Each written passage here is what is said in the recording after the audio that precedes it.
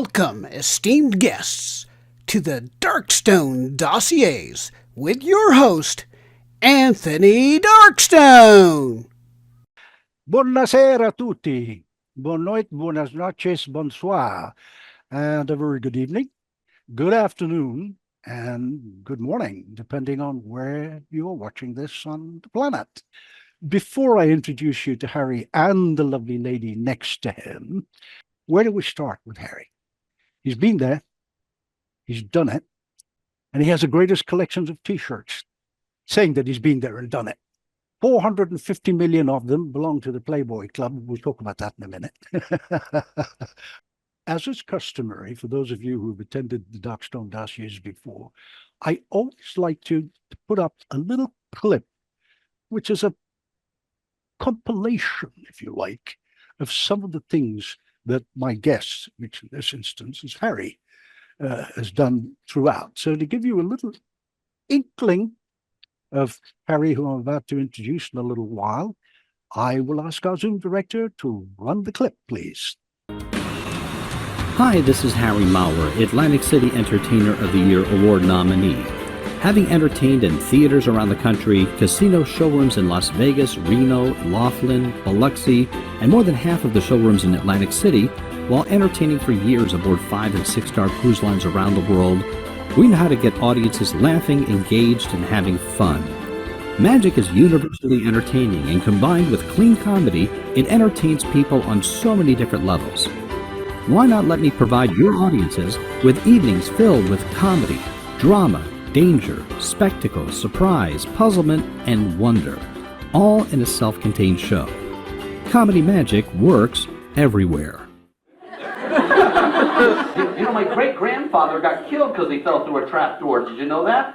True story. If he didn't have that rope around his neck at the time, he would have busted his damn legs. What a nice, quiet place to rehearse. Okay, Bob, I got a box I'm going to place on the floor between us, and I have a deck of cards with me, a jumbo deck of cards so that everyone can see. It's important that people know that the cards are different, and that's why you're here.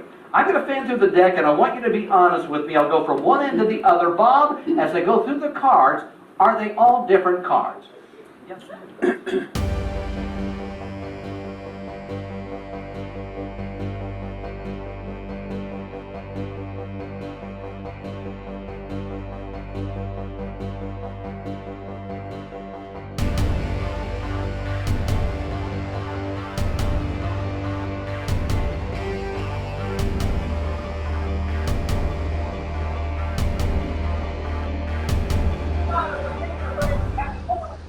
Card, of clubs. Now, one piece of that card is missing. Bob, you were holding your piece in your hand.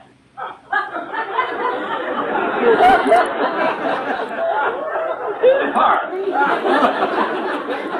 got some New Yorkers here, don't we? I'm going to take the rest of the card out. Hey, if these kids are getting these jokes, it's not my fault. I'm going to take the rest of the card out of here, and if I may, folks, you tell me.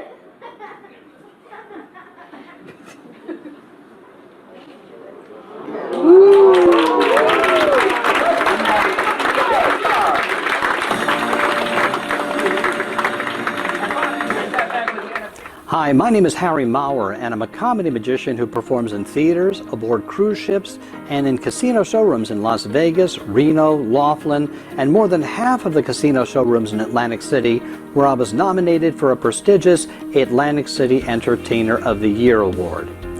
My name is Harry Maurer, and I hope to work with you soon.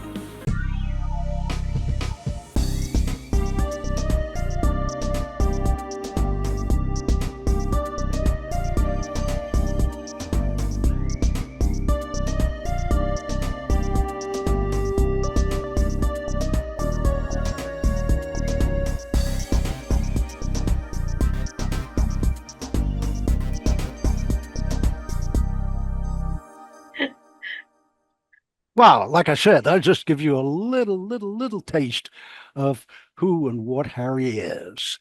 Now it comes to the point where I'd like you to, in the Zoom fashion, clap your hands, which I understand is how you do it on Zoom. Now welcome my guest But before I welcome him, I want to welcome the lovely lady sitting next to him, which is Carol Ann, aka Mrs. Maurer. So here's Harry and Carol Ann. Hey, everybody. Hey, Hey, This is- Harry and Carol Ann, good to see you. We got people from all over, don't we? Well, we seem to have. We probably end up with some more. Let's just start with, I think, the most important thing about Harry. Well, everything is important, but this is important. Harry is one of those people who is always, always, always sartorially elegant. Well, he is, because it's the little touches, and there are people sitting here in the audience who will agree with me. It's the first impression that an audience gets of you before you even do anything or say anything, how you look when you come on. Important little subtleties, whether you're wearing cufflinks or a button-down shirt, tiny little things like that, and they matter. So I want to talk to Harry a little bit about that, because I think that's part of your theater background, Harry, because you've worked in theater and Rutgers, if I'm correct. Tell us a little bit about that background, the theater, and some of the influences that theater had on your presentation of magic. Well, first of all, hello, everybody. It's really nice to be here. But when I started learning magic, I mean, I always did magic. That's all I did for a living. And I did that ever since I was a little kid. And even in high school, they used to let me out at lunchtime to work a nightclub down on the Jersey Shore. I did the matinee show, came home for dinner, and then did the evening show in my senior year. And I really wanted, at some point, was thinking about being an architect. And my counselor and I got together, and she said, "You know, this is what you're doing. You're really enjoying doing this." And so she actually convinced me to audition for a school called the School of Creative and Performing Arts at Rutgers University. And it was a select school. They only accepted 50 people a year. And whether they were tickled by the fact that I told them that I'm not here to be an actor, I'm here to learn theater to enhance my magic, they accepted me.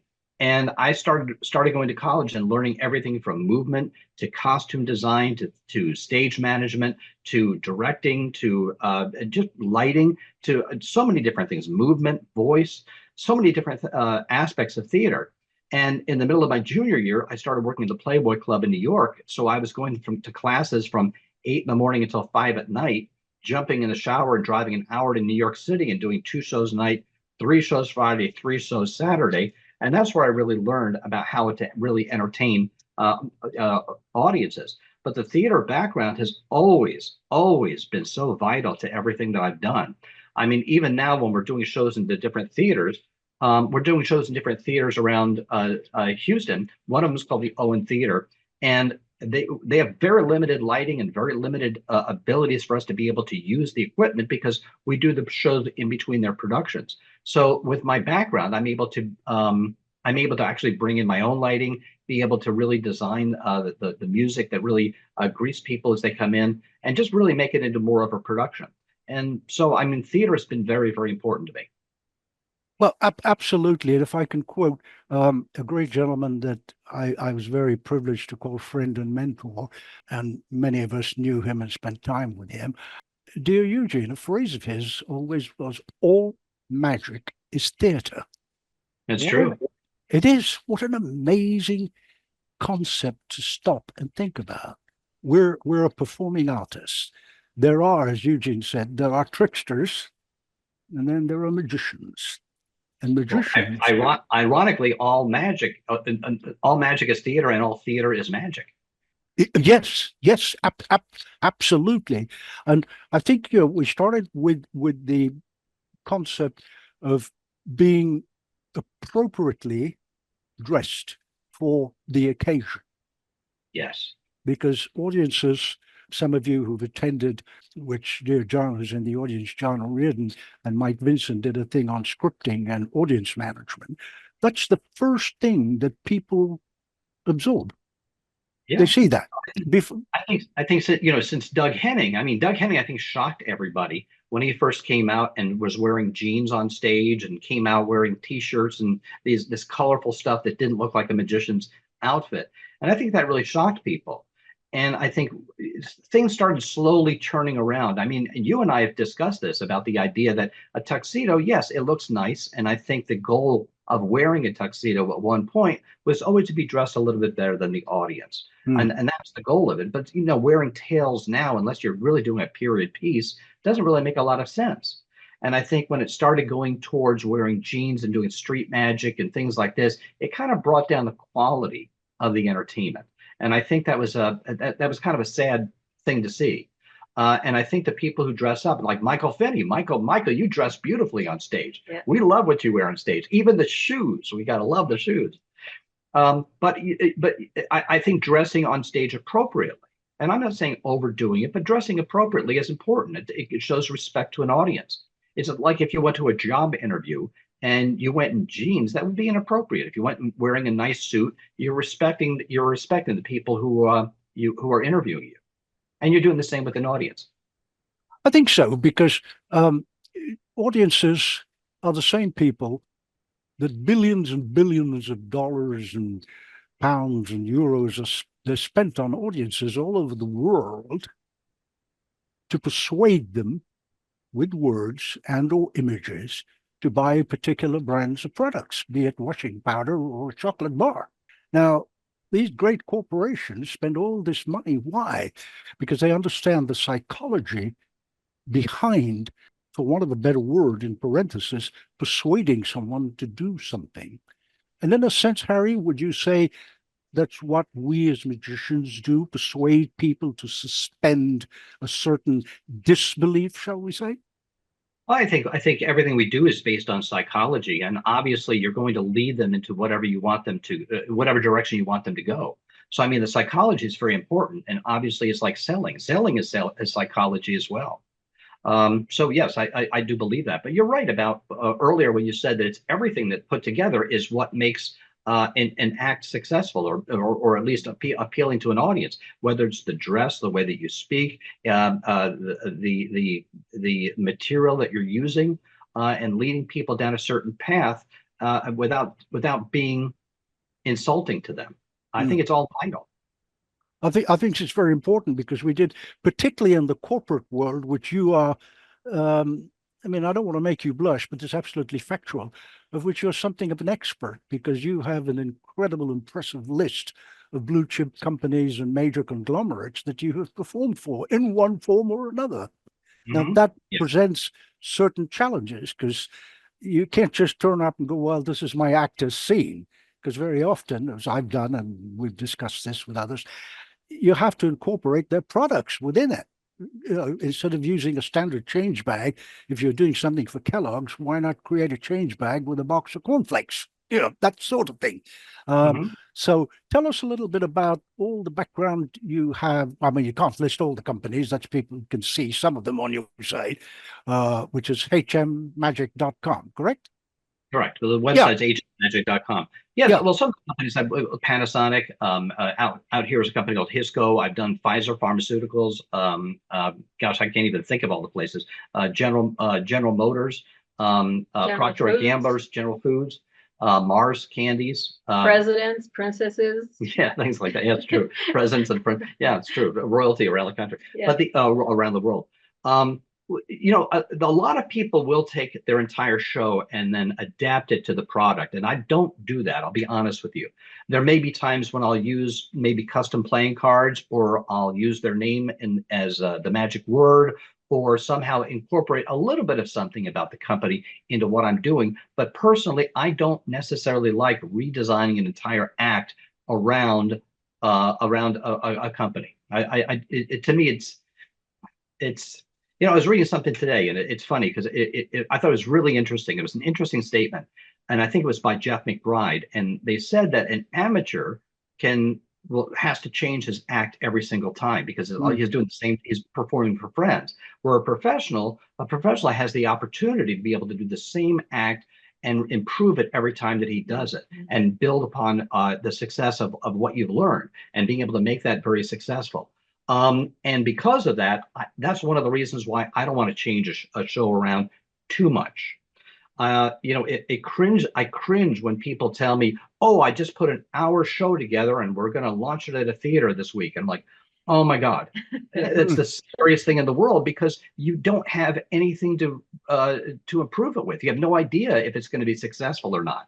Every time you perform a trick or a routine, you have the opportunity to evaluate and say, you know what, I can make it better by doing this. Or if I took this away, which by the way is one of the things that makes an act better, is not necessarily adding things; it's removing the things that are ineffective. And I do a lecture to some of the magic groups, and I try to explain to them I can improve anybody's act by not by even adding a thing, just by eliminating your least effective piece in your routine. If you have 10 tricks and you eliminate the most ineffective piece of the show, you've just improved your show by 10%. And that's what I tell people. Absolutely. When I referred earlier to making a switch bag out of a cornflake packet, that was kind of going over the top. But as you said, you'll design possibly a deck of cards or make the magic word Pfizer. Can you say Pfizer, Pfizer, Pfizer 3 times and the card disappears or bursts into flames or whatever. So it's always those touches. And yes, you are, as a highly seasoned professional, absolutely correct. If you've got an act in generic terms, then work with that and continually. The two words for me, and I don't know if you would agree with this, Harry and Caroline, the act not only improves, but it evolves in the manner in which you were saying. I'm not playing with semantics, but I think they're two important words. What do you reckon, Harry? No, I agree with you. I mean, an act does evolve. I mean, there's tricks I've done for 20 years that I'm still finding ways to improve, and I find it even better. Sometimes when I put a trick together and I put it onto the stage and I actually perform it for the first time, it goes okay because I have it planned out. I know how it's going to go. I know I have a good sense of what the audience is going to respond, how they're going to respond. Yet after I've done the show, I say, oh my gosh, I could have done this. I could have made this better. This line would have been really good. And one of the things I started doing is taking the transcription of different routines and finding where the holes are and saying, okay, I need a piece of comedy here. I need to add something to this to make it run. I've got a good friend who's a comedian, and one of the amazing things to me is when you have a good comedian, you're able to see them work and they can get a laugh every 10 seconds. You've got a star. You have a star performer. And if your act sort of dips or just lays there for a while, you're really losing your audience. So it's really important to be able to constantly improve your show. Absolutely, which brings me neatly to one of the things that I'd like you to wax more than lyrical upon, and that is comedy and magic. Now, there's a well-worn cliche that comedy is hard, and it is. I mean, it's that simple. You're either, Henny Youngman or Jack Benny, or you're not, or Don Rickles, or you're not. That's it. If one of the people that some of the folks here from England will know, and I'm sure others will know his name, was Tommy Cooper. When he came on, people laughed just because of his visual and the fez that he always wore. His scripting was not ad lib. It sounded like it was, but it wasn't. And he had this incredible innate ability to be able to combine comedy that was almost slapstick at times with incredibly good magic. Now, that's tough. Now, we have here a really good pal of ours of many years, Michael Finney, sitting here, and Michael does that. I mean, he is just like superb at it. And his style is, well, anyway, if you've seen him, you'll know what I'm talking about. But those who want to learn a little something or maybe get some information from you, Harry, what kind of ideas or tips can you share about bringing comedy and good magic together? Because both by themselves are pretty difficult. You need to do the discipline and the training and the rehearsal. Putting the two together like you do is just quite amazing. Well, the nice thing about magic is if you have a strong piece of magic, that's going to sell. That's going to the audience is going to like it. And if you have good comedy, that's going to be very effective as well. So if you can combine the two, that's terrific. But again, sometimes it doesn't work. Sometimes the comedy can overshadow the magic. I don't want to name the performer because I have so much love and respect for this performer. But I'm going to tell you a quick story that I saw his show when I was about 16 years old. And I said to myself, and at that time I was already working on a weekly basis, performing in different restaurants, doing close-up magic, doing some shows around the state. I saw his show, and it was the most unbelievable show because it was a combination of illusions, comedy, magic, and it was the perfect blend. And I said I would have dropped everything and gone on the road as his roadie just to learn from him because I really respected what he did. And over the course of time, little by little, he took more of the magic out of the show. He took a lot of the illusions out. He would a lot more, and he started coming around with just magic that he would do in comedy clubs. They would just carry on with him. And the show, although he's a great performer, the show itself lost a lot of the excitement and the amazement and such a great balance. So, in other words, if you have too much comedy and not enough magic, then you're a comedian, which is fine. But if you have an incredible magic show and incredible comedy and they blend them together, what an amazing performance that is. What a great combination. Because magic and comedy work on the same principle. They're both based on surprise. I mean, a punchline is unexpected. And because of that, the audience, they fall over themselves laughing because they didn't expect that to be the end of the joke. And when you do magic and something happens and it's a surprise to them, again, it works on the exact same principle. But combining the two, my gosh, what an incredible combination. What a 1-2 punch that is. And if you're quick-witted, the magic and the comedy, the comedy happens by itself. I mean, if you're doing audience participation, that audience member could give you a clue as to how to finish a trick or how to add to a trick. So I'm backstage writing a whole bunch of stuff down, yeah. what the audience said and what Harry said, and I give notes at the end of the show. And that's how we add on to the comedy. But sometimes the audience brings the comedy, which is fabulous. It's true. There's sometimes there are situations that happen on stage, and you can find ways to recreate that without pushing it too hard. And again, if they don't get to the right answer, if they don't get to the like you ask them a question and they give you an answer and you can anticipate what that answer is going to be and you can make it funny, that's great. But if they don't say the answer that you expect them to say, you have an alternative. You just go on with something else. I always say to people that if you ask somebody a yes or no question and you expect them to say yes, you better be prepared with a no answer, a reply to a no answer. So because otherwise it's going to throw you. You've got to be prepared either way. And if they start improvising, then play around with it and have some fun. Because gosh, it is so much fun when an audience member's laughing and having fun on stage and he starts doing things that make the show funny. Sometimes I'll sit back and let him play, let him have fun. If the audience is laughing, I'm not going to be insulted by that. It's great. But again, you have a good way of curbing them back in and getting on to the show. You don't let it go on. No, you have to control the show. But the thing is, giving him the ability to be able to be the star for that moment is fun. Johnny Carson used to do that a lot. If somebody was just being very, very funny or whatever, Johnny's not going to interrupt them. Yeah. Let them. And there's never been such a great talk show host as Johnny Carson. The other people used to just jump in because they had to be the star and they had to constantly keep things focused and things like this, where Johnny could just lay back and just let it happen and let people laugh and have fun. And he'll just do takes and laugh at it. Yep. Well, if you're gonna add comedy to your show, you really need to be quick-witted as well. You can't be surprised from what the audience is doing or saying. You have to be very quick-witted, and you come up with fabulous comebacks and wonderful things sometimes that I'm surprised at. It's like, oh gee, wait, that's not the script. But yeah, it's funny. Yeah, it's also another thing that some magicians believe that they need to add comedy to their show. And they're not comedians, they're not funny.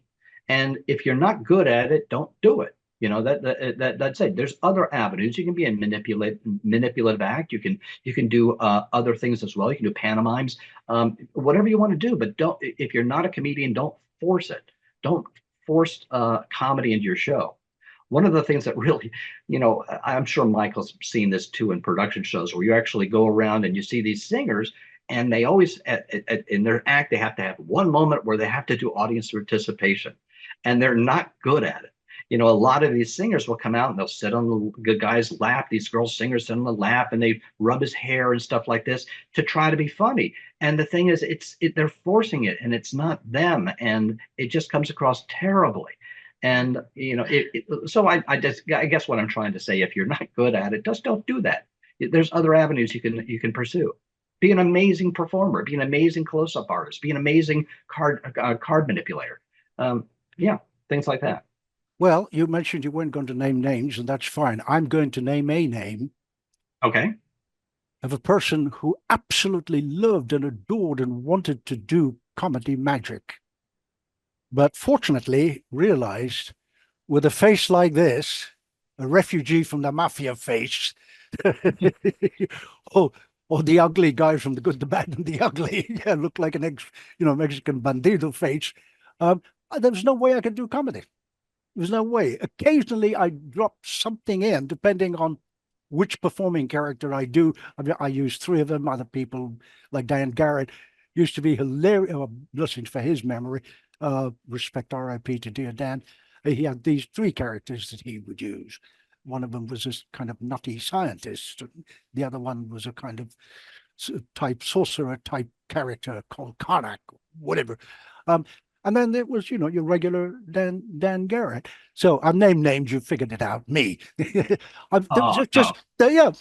no way I can do comedy. Like I said, with this kind of reference. But you found your niche. Yes, you found your yes. So bizarre magic that you do. You've got this incredible booming voice. You got the great look on stage. So in other words, you utilize all of that in your performances without having to try to add something that's not you. Yeah, thank you. I appreciate that. That's really, really kind of you to notice that. You mentioned Johnny Carson.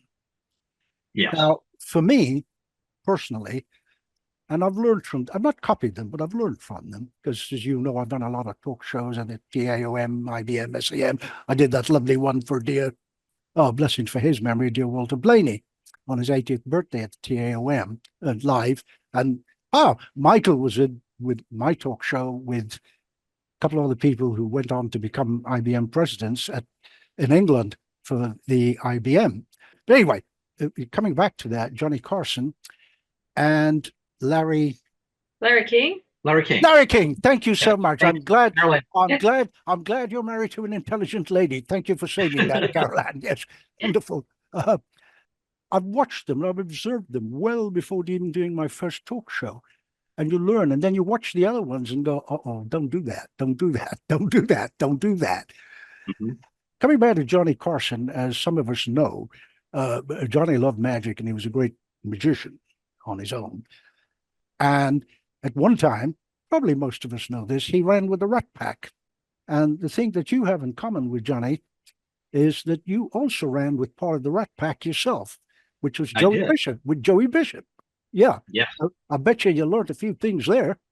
Oh, Joey and I were on the road together for 9 months, and we started doing a tour in the Northeast United States in a show called Tribute to Vaudeville. And there was 11 acts on the bill, but Joey and I were pretty close. And he would constantly mentor me with a lot about comedy. One of the things that he said to me, and I thought it was great, is and I tell other people this too, is that if you have an idea for a joke or a routine or any kind of thing you're doing on stage, try it 3 times. If the first time it doesn't work, it could be the audience, it could be your delivery, it could be something like that. Try it a second time in another show. Try it a second time. If it doesn't work then, try it a third time. If it doesn't work after 3 times, then get rid of it. Either just take it out of the show, or what I do, you put it aside, because sometimes you might find an opportunity to say, oh, I know what I'm missing. I know it would make that better. And then you find a way to be able to do that. You were talking about Johnny Carson. Mm-hmm. When Johnny Carson passed away, I knew, and I was told that he had done his college thesis on comedy. Oh, and when he passed away, and I realized that all theses, from what I understand, are published. They're published. Mm-hmm. And so I looked for it, and I went to the University of Nebraska, and they still have this. You can go there and get it. Oh, wow. That's useful to know. Yeah, but believe it or not, it's not written. He did an audio thesis. and he was actually interpreting and analyzing comedy of the day. We're talking about the 1940s. So it was all radio comedy. And he would sit there and you'd have little things on there of actually you've never heard of before. I mean, you've heard of Fibber McGee or something like this. These are all comedy shows that I never heard of in my life. Yet he's sitting there and lets the routine go, and then he analyzes the comedy. It was really, really interesting. So if you ever are interested, go to University of Nebraska, go to their library, search for it, and you can download the audio of Johnny Carson's thesis. I would definitely do that, and I happily recommend that everybody else does. Good enough that you mentioned it, Harry. Yeah, I'll do it. Absolutely, because that's a learning curve. And speaking of comedy, it's not quite in the same vein. I mean, we mentioned Dear Michael, and we have to mention, of course, Ali Bongo, who had this amazing ability, without being silly, but in a shriek of Araby act. And then, of course, a gentleman we'll be talking about next Saturday. In fact, his son-in-law and daughter are in the audience today, and that's dear Pat Page. They will be giving us a little talk about his life and times, little being the emphasis, because how do you put everything that Pat did into one single show? You can't. So they will be here speaking about, and Pat had this what I would call kind of dry humor. It wasn't an obvious kind of ha chuckle fall off your chair joke. But we were on bill together a couple of times in Scotland, and I remember at Stirling Falkland Palace, he said to me, because I was emceeing that particular show, and he said, "If they clap, bring me on. If they don't clap, don't bother." And he had this way of speaking. A lot of people misinterpreted him as being very rough and brusque. He wasn't. He was a lovely, lovely, lovely man. I loved him to bits, and he'd done so much for my family and me. Anyway, he did a chop cup routine on his hand, no table. And the final line was, and of course there was an onion. And then it went, well, where did the onion come from? I suppose the same place that the potato came from. I mean, it's kind of almost very British and subtle, but clever. It's funny, but at the same time, it's, oh, wow, where did the potato come from? I was baffled with the onion. And all of this was happening on the palm of his hand. So, yes, I brought him on again because people not only clapped, they stood up and did it. But yeah, this is good about Johnny Carson. Talk to us about a little bit about this touring you did with Joey Bishop, because that must have been an incredible learning experience. Oh, it was more than that. Yeah. It was more. It was really. It was all funded by the mafia, so it was really interesting. There's a book that's written about our tour, and it's called. Harry, you're not supposed to say this in the public, okay? I'm telling you, we have to be very careful where we put our money, okay? 2 weeks after our show closed, our producer was found in the desert with his head with like 20 bullet holes. And there's a whole book written about the entire situation. And the book is called Bad Company. And it actually talks about the producer, who's Roy Radin is his name. And Roy Radin was a very famous producer, very young.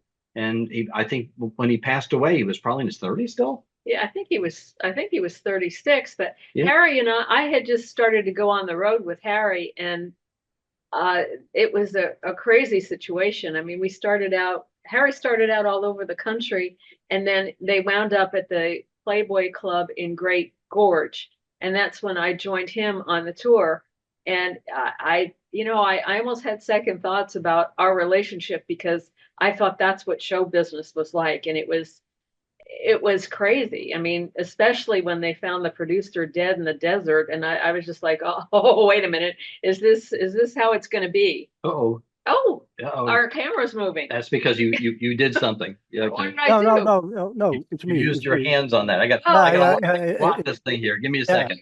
Yeah. Of course, on hand signals this thing if it listens to me. We'll do the ready when you are, Mr. DeMille gag. Yeah. Okay. Let's see. No, it was actually probably me. I reached over to get something because I'd forgotten I had it, because I've got this huge desk with the screen, whatever. There's all kinds of things from thumb tips to other bits on there. So this camera is really kind of cool. This kind of camera's cool if you can get it to work properly. I mean, it'll zoom in. No, you're I doing guess fine. You recognize that, Harry?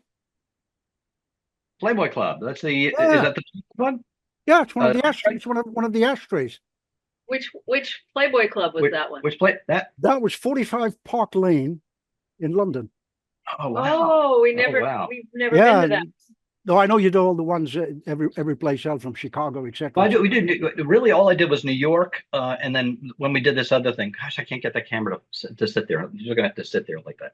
Anyway, no, the Playboy Club in New York is where I would perform, and I did 1,300 shows at the New York Playboy Club. I did more shows there than any solo entertainer in the entire circuit, and it was such an incredible learning experience because I was doing 2 shows a night. 3 shows Friday, 3 shows Saturday, and still doing close-up magic in a restaurant on Sundays from 2 to 8 o'clock. And going to Rutgers University. And going to Rutgers University at the same time. Studying theater. I was getting 4 hours of sleep a night, maybe if I was lucky.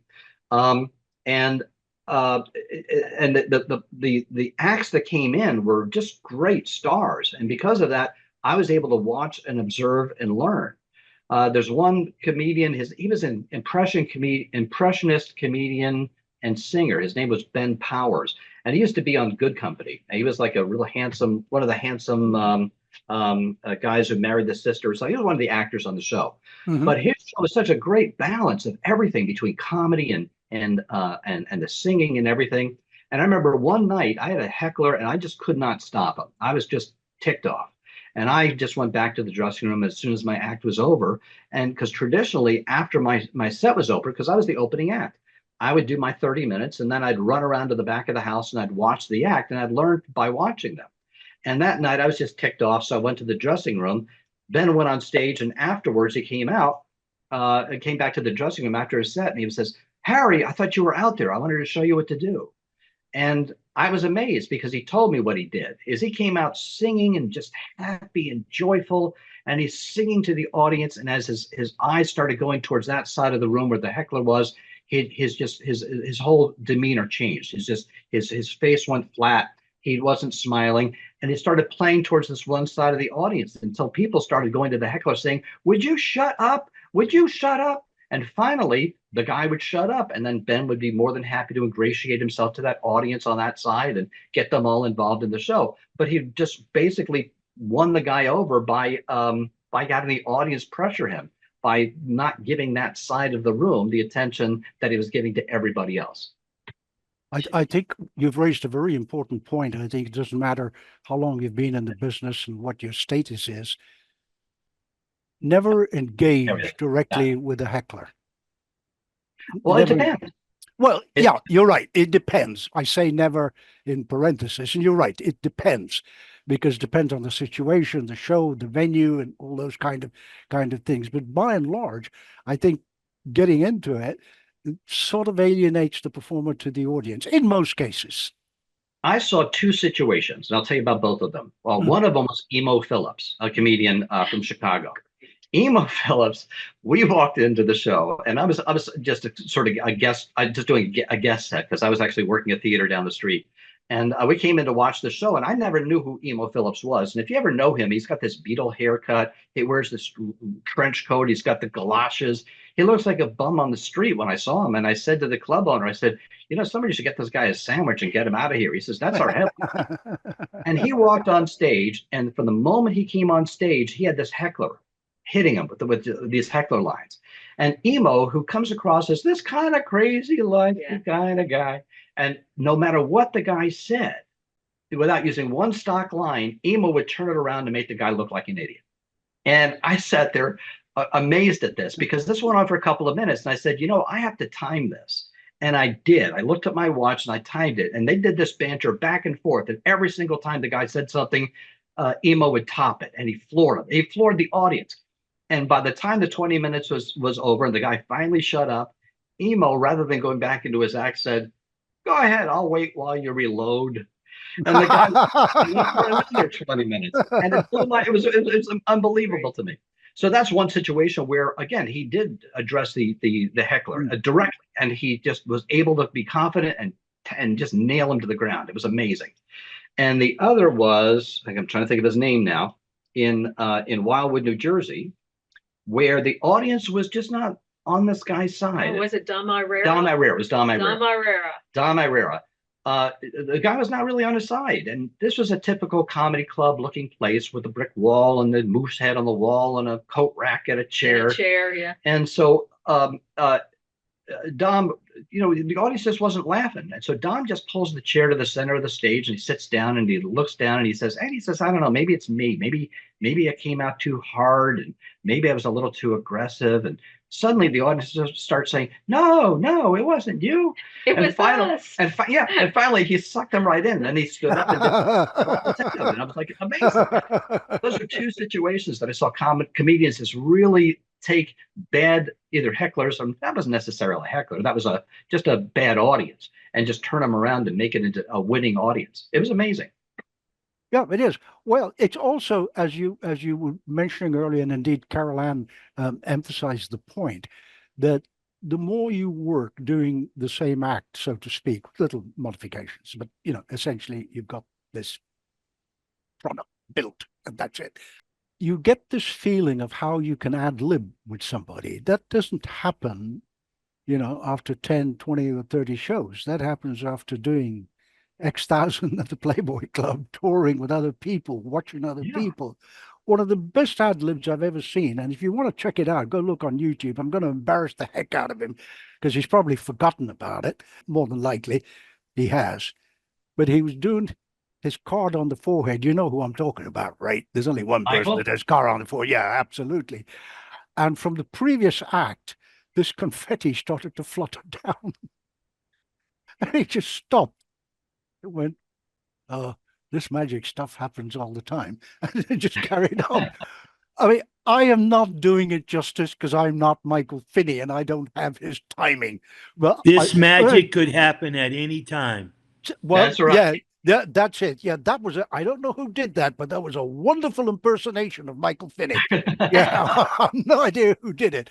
I'll send you a box of prawn crackers, okay? No, that's an in gag. We'll talk about it afterwards. Well, I'll be happy to send you a bottle of the new hot sauce. Okay. Hot sauce. Hey, yeah, good. Ready to go. Little commercial plug there in between. Well, all good talk shows need a commercial plug, so it might as well be yours. Anyway, yeah, you threw me right off there, Michael. Right, yeah, there you go. Yeah, but being the pro, I'll come straight back with something. Now, no, what you were saying is correct, and that's one of the reasons why, if you're just putting an act together and just putting it on stage, if something happens on stage, and you'll be completely thrown because you're not used to even your show. You got too much in your head at that time. When you're comfortable with what you're doing, and it becomes so second nature. And I'm not saying you're taking it for granted. I mean, you're very focused on what you're doing, but it's there. You got it all down. It happens pretty automatically at that point. So you can keep your attention on the audience, on the environment, on the things that are going on around you, and then you get the chance to improv, and that's what a pro does.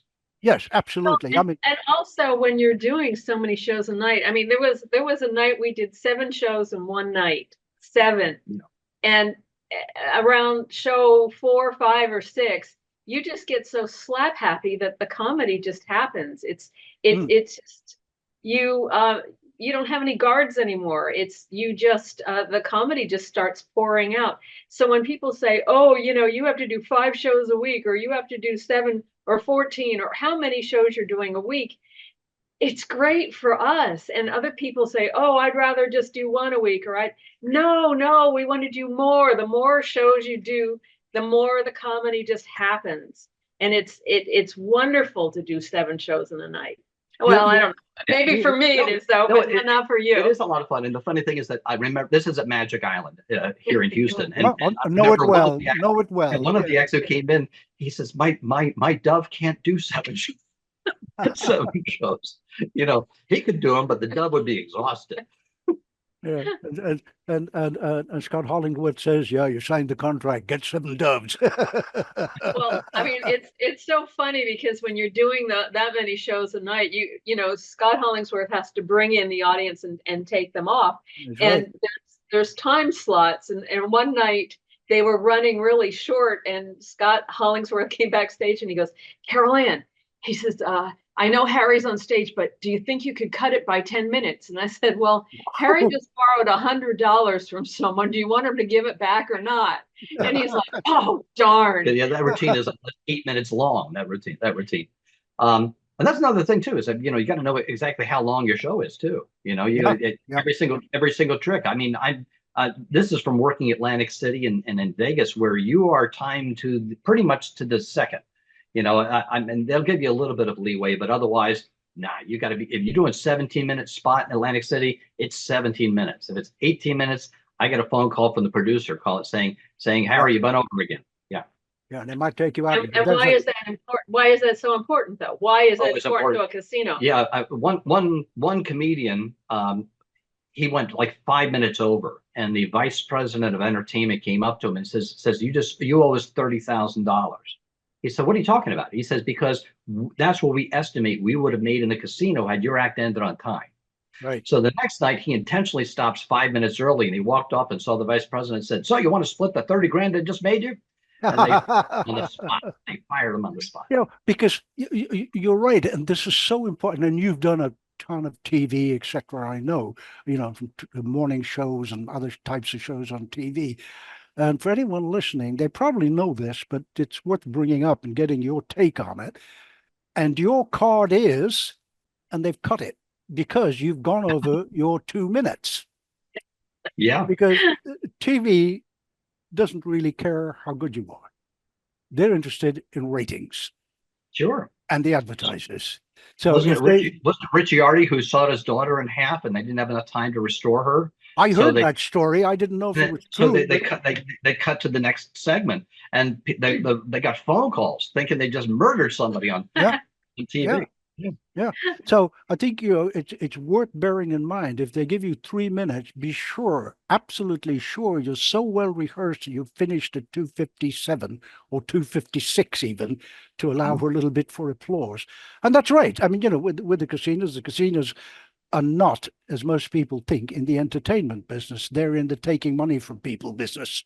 And the entertainment is there just to draw them in. And if it's good entertainment, more people will come in. It's that simple. Unless, of course, you're Copperfield and you're at the MGM and it's a proper theater which is attached to, the hotel, et cetera, et cetera, et cetera. Let's go back a little bit. I want to tell you a funny story because you were talking about please. things like this. Please. So yes, you do TV ththings, things on TV, and magic works really well on TV, obviously, especially when you're not using any cutaways and things like this. But when we do comedy clubs, they want you to do these radio shows in the morning.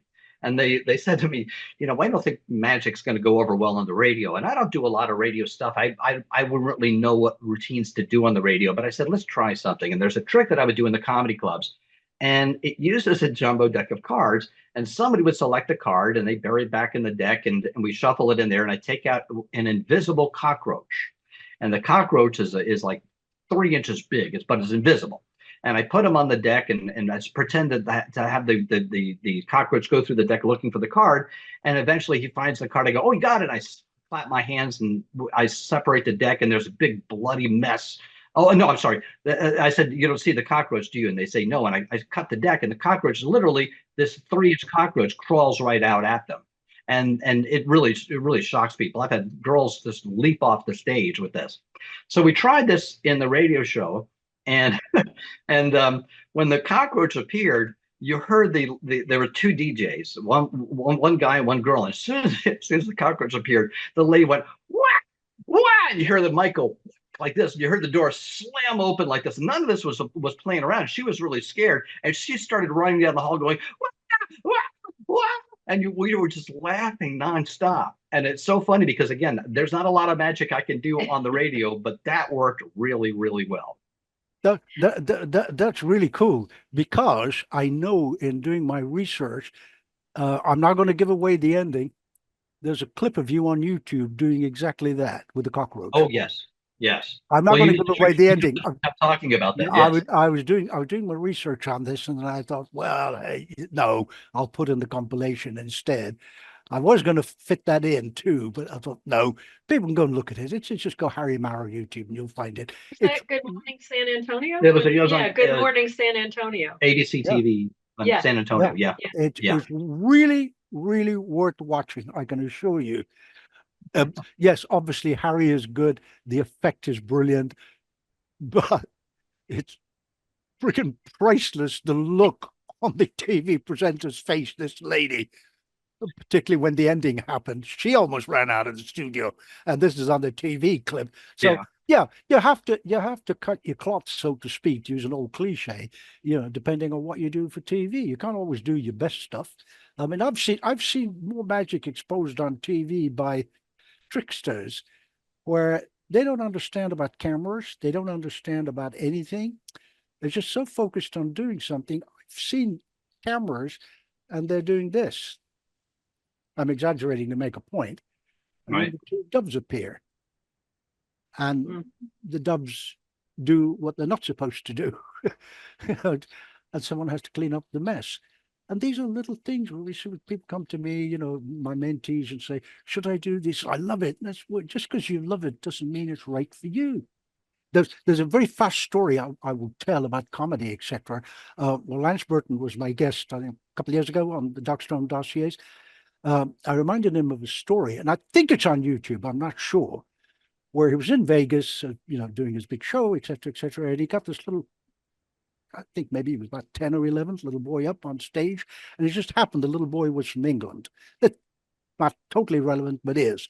And he came up, and Lance did his something about, are you this close to Las Vegas showgirl? And the little 10 or 11-year-old boy turned around and went, yeah, but my dad would like it better, or something like that, something kind of, and it just cracked Lance up. And here's the thing about Lance.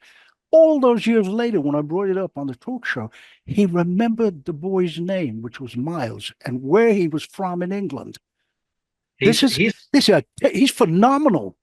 He is amazing. I would work the comedy stop at the Tropicana, which has just been demolished last week. Yeah, but that's right. Yeah. Yeah, they imploded it. But I would usually come in early or stay later, and I would go over to see Lance's show. And Lance and I got to know each other. And this is a typical thing. And I learned this actually from Joey Bishop. When we would have celebrities come in and see the show, that you always acknowledge the celebrity. You always do. And I would say to Joey Bishop, why do you do that? He says, because we already got this audience's money, but we want them to know that stars are coming to see us. So when I would see the show, and he would do this with everybody, is he would acknowledge you in the audience, which is, it's a very kind thing to do. So you stand up and they have the spotlight on you and he acknowledges you, applause, and then you go on with the show. Well, he acknowledges me. And by the way, he put me in a seat. I understood why he put me in the seat in the theater, because he appears inside of the chandelier and they lower it down, and he's got my shoulder to put his arm on so I can get down. Right. So he would do that. So anyway, he makes this Corvette appear in midair. He gets onto the stage and says, "Ladies and gentlemen, I got a friend in the audience. He's performing across the street at the Tropicana. Harry, stand up." And I stand up and they give him an applause. Now, rather than going on to with the rest of his show, he spends 5 minutes talking to me from the stage saying, "Harry, did you see Wayne Newton's show yet?" I said, "No." He says, "Oh, you got to see it. It's like going back to a school for an entertainer. He knows every single trick in the book." Wayne Newton. Yeah. I'm like, wait, this is, he says, "No, he just reopened his show over at the Stardust. You got to go over." And he's just going on and on and on and talking. It was really uncomfortable. And at the end, he finally gets back into the show and I'm sweating. And finally the show is over and we go to the dressing room and I talk to him and I say, "Were you like pulling my leg out there?" He says, "No." He says, "I just saw Wayne Newton's show. You got to go see it. He knows every single trick in the book." So we went. So it was a great show. It was a great show. And Wayne had no voice left. I mean, honestly, I can honestly say he probably couldn't sing a note, yet it was one of the most entertaining shows I've seen. And one of the things he did, just to give you an idea of how smart he is he would come out and sing Danke Schoen and go through the audience and kiss all the ladies and shake hands with everybody. And then at the end of the song, he would go on stage and he'd say, "Maitre d', bottle of champagne to table 27, 42, 30, whatever." And he goes for like 10 tables. And you think it's a joke. And then 3 songs later, the doors burst open and a procession of waiters come in with bottles of champagne. And honestly, they deliver them to every one of those tables. And I had to sit and analyze it, saying, why would he do that? And I realized that he's getting older, but he's going around the room kissing these ladies, which is really ticking the husbands off. And then he has the champagne delivered to those tables. So now, when this couple goes home, the wife will say, "And Wayne Newton kissed me," and the husband will chime in and said, "And he sent us over a bottle of champagne." I was like, "Well, how brilliant is that?" No, he Smart, was kissing smart. them on the hand. I mean, it wasn't Well, that kiss he him on was, the hand, yeah, kiss him on the on cheek the or cheek. whatever. I mean, it wasn't. Yeah. That's smart. I mean, that's smart. That's what you did.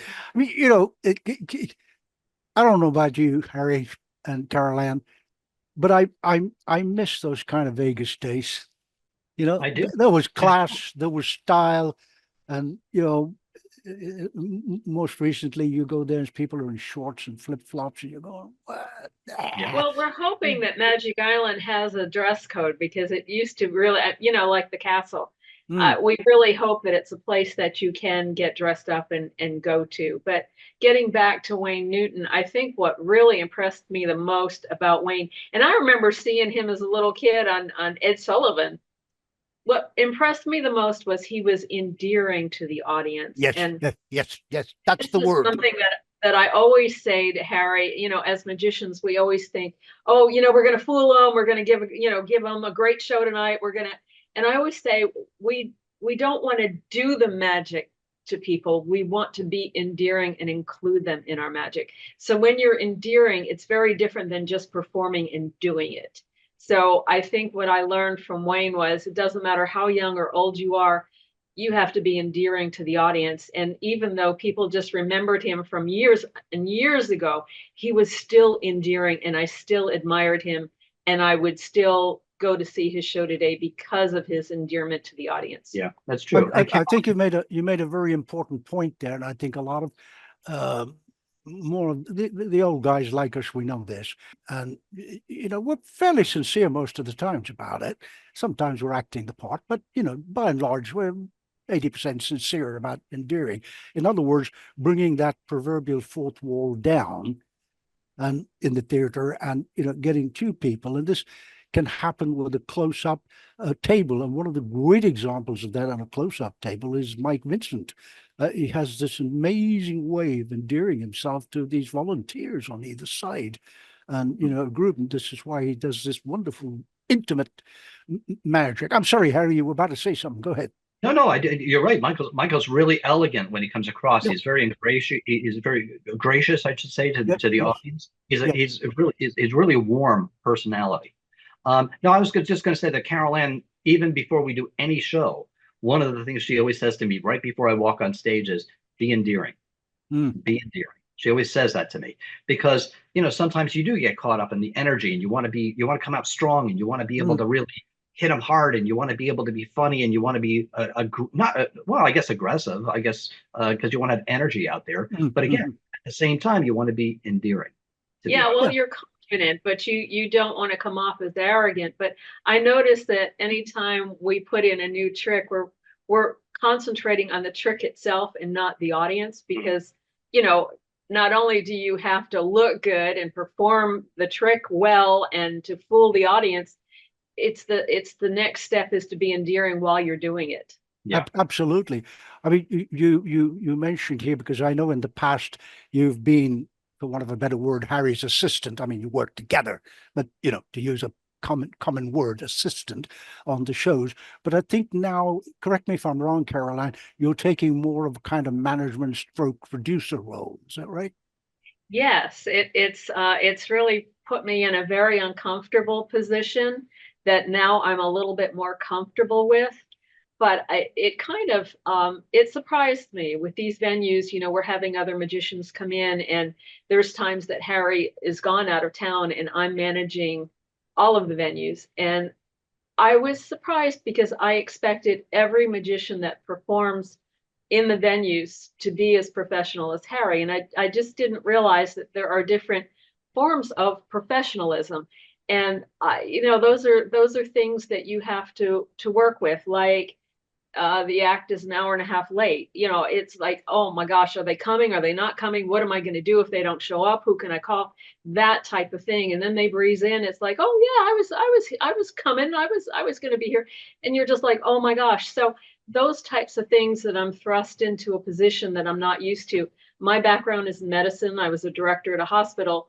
And when I left the hospital, I went to work for Harry full time. So it's similar to managing maybe doctors. I mean, the doctors are not easy to manage either, but managing It's like comedians. herding cats. Yeah, it is like herding cats. It's just, but it's a different type of animal. It's a different type of uh, just a different aspect of my life. I've always been his assistant, and now I'm responsible for a lot more, bringing on the act, taking off the act, making sure the audience is comfortable, doing some pre-show work, making sure people are happy, making sure they're happy when they leave as well, asking them feedback about the show, and just different things. So it's a different aspect of my life that I'm glad I'm doing. I'm prepared for it.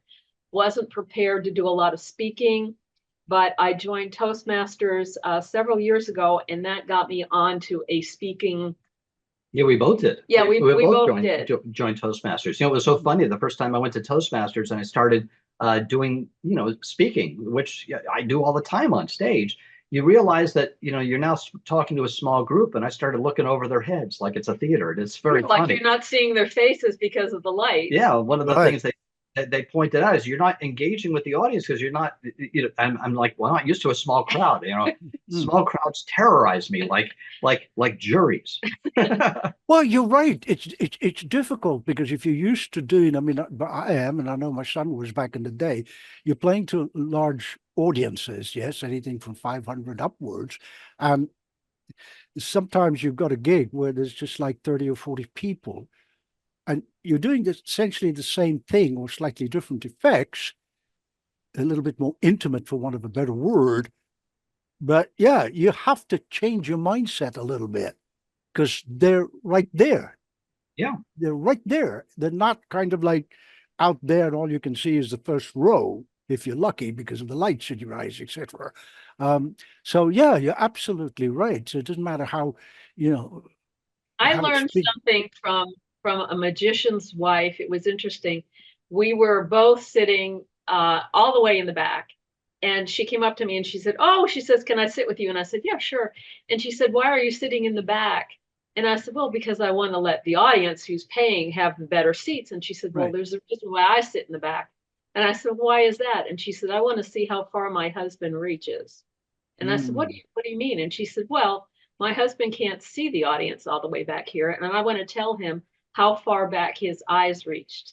Right. And I thought, wow, that is very interesting. So when next time I went on stage during rehearsal, because when the audience is there and the lights are on, you can't see the audience. You can't see how far back your eyes reach. You can't. But during rehearsal, how far back can I see? Where is the back row? Where is the balcony? Where is the back row? Are there people to the left or the right that I can't see? How can I include all those people? So, that lady mentored me that day. It was very, very interesting. And Francis Falkenstein mentored me as well when I was at Magic Island. And I said, "Francis, I'm open to any suggestion. You've done this a lot longer." And she said, "Well, Carol Ann, one big thing that my dad always told me was never turn your back on an audience." And I've seen that over and over with acts. And it's like, in case you don't know, that's Frances Willard, and Yeah. that's Willard. No, I know. I know. Yeah. I'm just saying, in case I No, didn't. and all people didn't know. Yeah, you're right. Yeah, You're very right to bring it up. She Yeah. was just so Seriously. kind to Yeah. let me know. She said, I noticed that when you're walking off the stage, she said, step back and then kind of sideways and leave. And so I said, "Well, I'm going to do that tonight, Francis. Can you go out and watch me?" So we were at Magic Island, and I backed up and I went sideways and hit the proscenium and saw stars. And I'm like, "Oh my gosh." And she came backstage. She goes, "Are you all right?" And I said, "I am." And she says, "Well," she says, "Carol Ann, in the future, you need to count how many steps back and how many steps to the side." So during rehearsal now, I count my steps, how many to reach Harry, how many to step Yeah. back, how many to go to the side. Just a little side story. I Yeah. love Frances. It's no, she was absolutely wonderful. When I did the talk show for Walter, we closed it with him doing. I've always had this with dear Walter, blessings to his memory. It's a levitation. I said, no, it's not. It's a suspension. He said, no, it's a levitation. It's my effect. I'll call it the levitation. It was a friendly, whatever. And when we closed the talk show, Francis actually came on stage, and she was the floatee. The one I'm talking about with the chairs, Yeah, right? the ladder. Okay. Well, Yeah. the ladder. That's right. And Daniel Summers, not too far away from where you're sitting, I think still builds them or has given a license to someone to do it. Anyway, long story short, this is class. I had never met her, and I'd never met Glenn Finkelstein before. Yes. So after the show, we had little private cocktail party with people with names and what have you. What a lovely, sweet man. I mean, I've been a great admirer of his work, but I'd never met him. He took the trouble in the middle of a room of people holding drinks and, bits of cheese or whatever you do at these cocktail parties. He came up to me and he just reached out and he shook my hand and he said, "Thank you so much for allowing me to be on stage with you." I wasn't exactly a young pup. I mean, I was in my 60s, I think then. Yeah, 2008, do the math. My jaw dropped and he was totally sincere.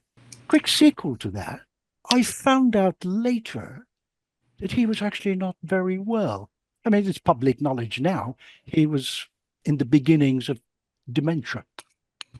These are the gracious things. We're talking about gracious people before. The kindness of actually coming out and saying something nice. You don't have to, they just do it. You think, man, that's class. Speaking of gracious people, I want to bring you back. We talked about Joey Bishop, but you opened for some really, really famous people. The Supremes spring to mind.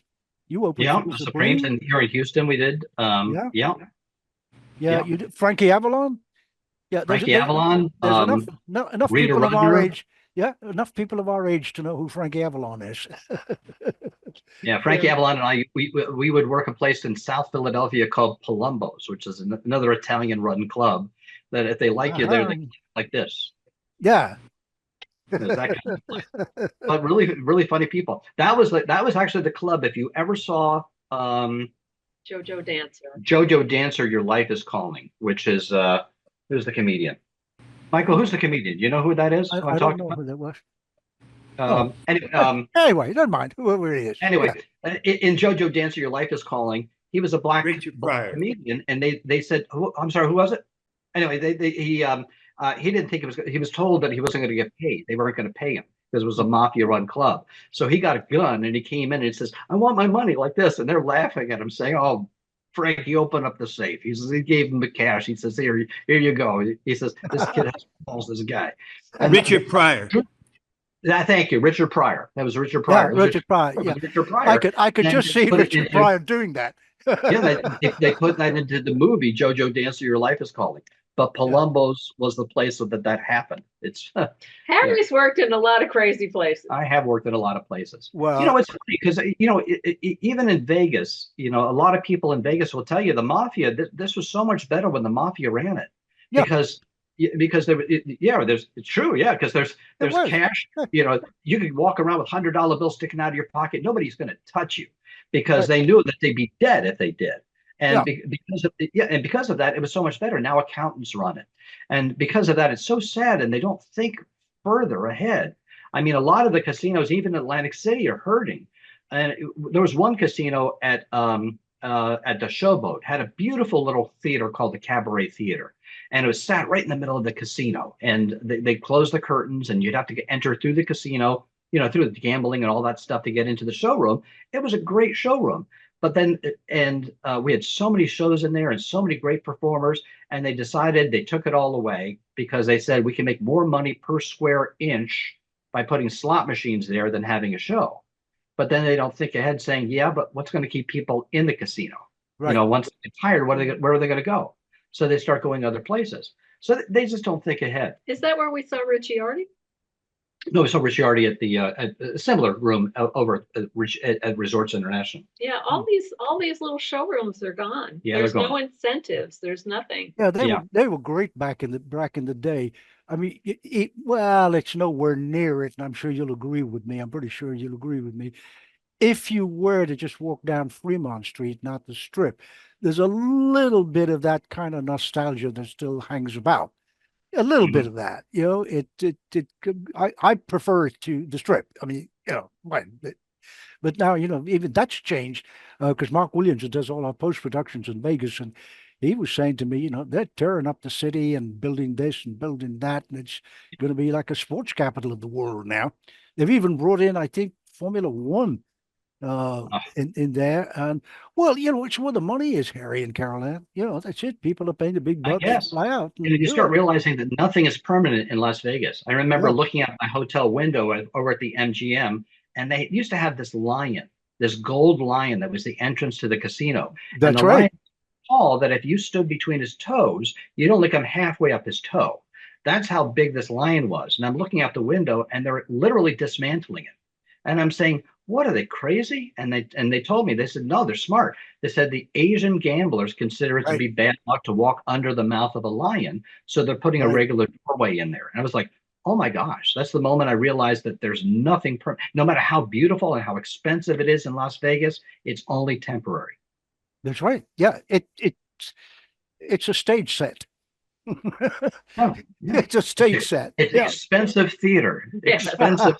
It is. It's a very expensive theater, but hey, some of us are lucky and we always get comp tickets, so that's okay. Yeah. Yeah.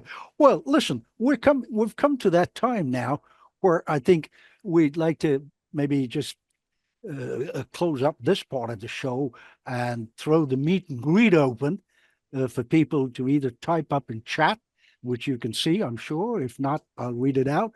Or please put your microphones on and just talk directly to Harry. Before we do that, there's a couple of people that I would like to acknowledge in the audience. I'd be here forever if I named every single friend of mine here, from PJ to George Smith, etc. However, first and foremost, a wonderful man. We all love him, Michael Finney. So I'd like to just say howdy to Michael. Thank you very much. And shrimp chips to you too. Thank you. Prawn crackers to you. That's a gag. We'll tell you about that another. He and Laurie fed me that over at the IBM when we had dinner in Southport. Anyway, there's another story for another time. And of course, Philip Pound is here with his wife, Jeanette Page, who is Patrick Page's daughter, and Philip, by logic, is Pat's law. And we'll be delivering a wonderful talk about him next Saturday. I'll be making some posts about that. And last but not least, a lovely gentleman who's joined us as a certified member at AMI, and that's Mr. Adrian Heritage, who is currently the president of the British Ring 25, IBM. Wonderful. 25. So he's here. So thank you for coming along. I want to say a very quick thank you, in case I forget later on, in the middle of all the chatting and meet and greet, obviously, to Caroline and to Harry. Thank you so much. I appreciate Oh, it's a pleasure. This Thank is fun. you. Thank you juggling. for having us. Oh, an absolute pleasure, both personal and professional, to have you. I mean, we first met, what, goodness, 20 years ago, maybe? Yeah. Dear Cheryl Kay's home over lunch. I've got a picture somewhere. I think I may have sent it to you. You, I, and Caroline, and Scotty, and Cheryl. We There's love another dear, lovely, beautiful, wonderful friend, sadly no longer with us. Yeah, threw me off actually thinking about her. I do this tough guy act up here, but inside I'm a big softie, really. Just talking about Cheryl just kind of almost got me teared up then. But be professional, Anthony, be professional. And a huge thank you, of course, to our Zoom director, Austin Moody, who's a member of our board on AMI, Association of Magicians International. And to Mark Williams, he's not here today. Mark's in Vegas, and he does all our post-production. Let's open up the meet and greet and chat and put your mics on and talk directly to my two lovely, lovely dear friends, Caroline and Harry. Hey, everybody. Hey, everyone. Well, Yep. hello. Can I jump in there, Anthony? Yeah, of course you can, Paul. Oh, this is Paul Abbey from England, another long time. Hi, Paul. Hi, how you doing? From the other side of the pond. Yes. That's right, yeah. And it's just as wet in the pond at the moment over here. It's just raining, raining, raining all the time. I wish I could have a bit of that sun that you got over in Las Vegas or wherever you are. No, he's in Texas. We're in Texas. Houston, Oh Texas. my gosh, yeah. Well, the weather's been sunny and beautiful. It's Yes. perfect. Come on over. Place to go. Do you know, it's been a real pleasure listening to you both tonight. Thank you, Anthony, for inviting me again and Most come on here again. Most welcome, Paul. Most welcome. It's really good listening to you, Harry and Caroline, there, because this is a real classic case of real show business. And I get really worried about the way things are going in show business now. I mean, I've worked on the ships, I've worked on stage TV, you name it. And it's really interesting listening to the things that what you said, Caroline, about, you know, stepping forward, hitting the proscenium, checking your mark on the floor and everything. Oh, yeah, I've been there. And a lot of this is gone now. We just don't seem to have it. I had the wonderful experiences of knowing Paul Daniels, who gave me some really, really good advice way early on about my first TV thing. And do you know what? I've always remembered that because that was so powerful, so strong, and it gave me so much confidence doing that TV thing. But he and many other entertainers of his caliber got very, very tired, particularly of the BBC, of the way they started telling him the way how he should be working. And he was being told by, I mean, he made this very public. He was being told by people that were just coming out of university how to perform. And there's only one way we learn how to perform, and that's just getting out there and doing it over and over and over. And this was just absolutely fantastic listening to this tonight.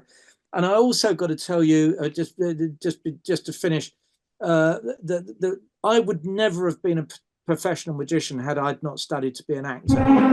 And the people need to learn how to speak, how to use their face. What you said, Carol-Ann, was incredible.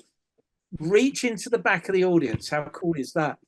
And you know, I don't know what's going to happen with the future of entertainment, because it really, we need people like you to go around and just tell them how to do it.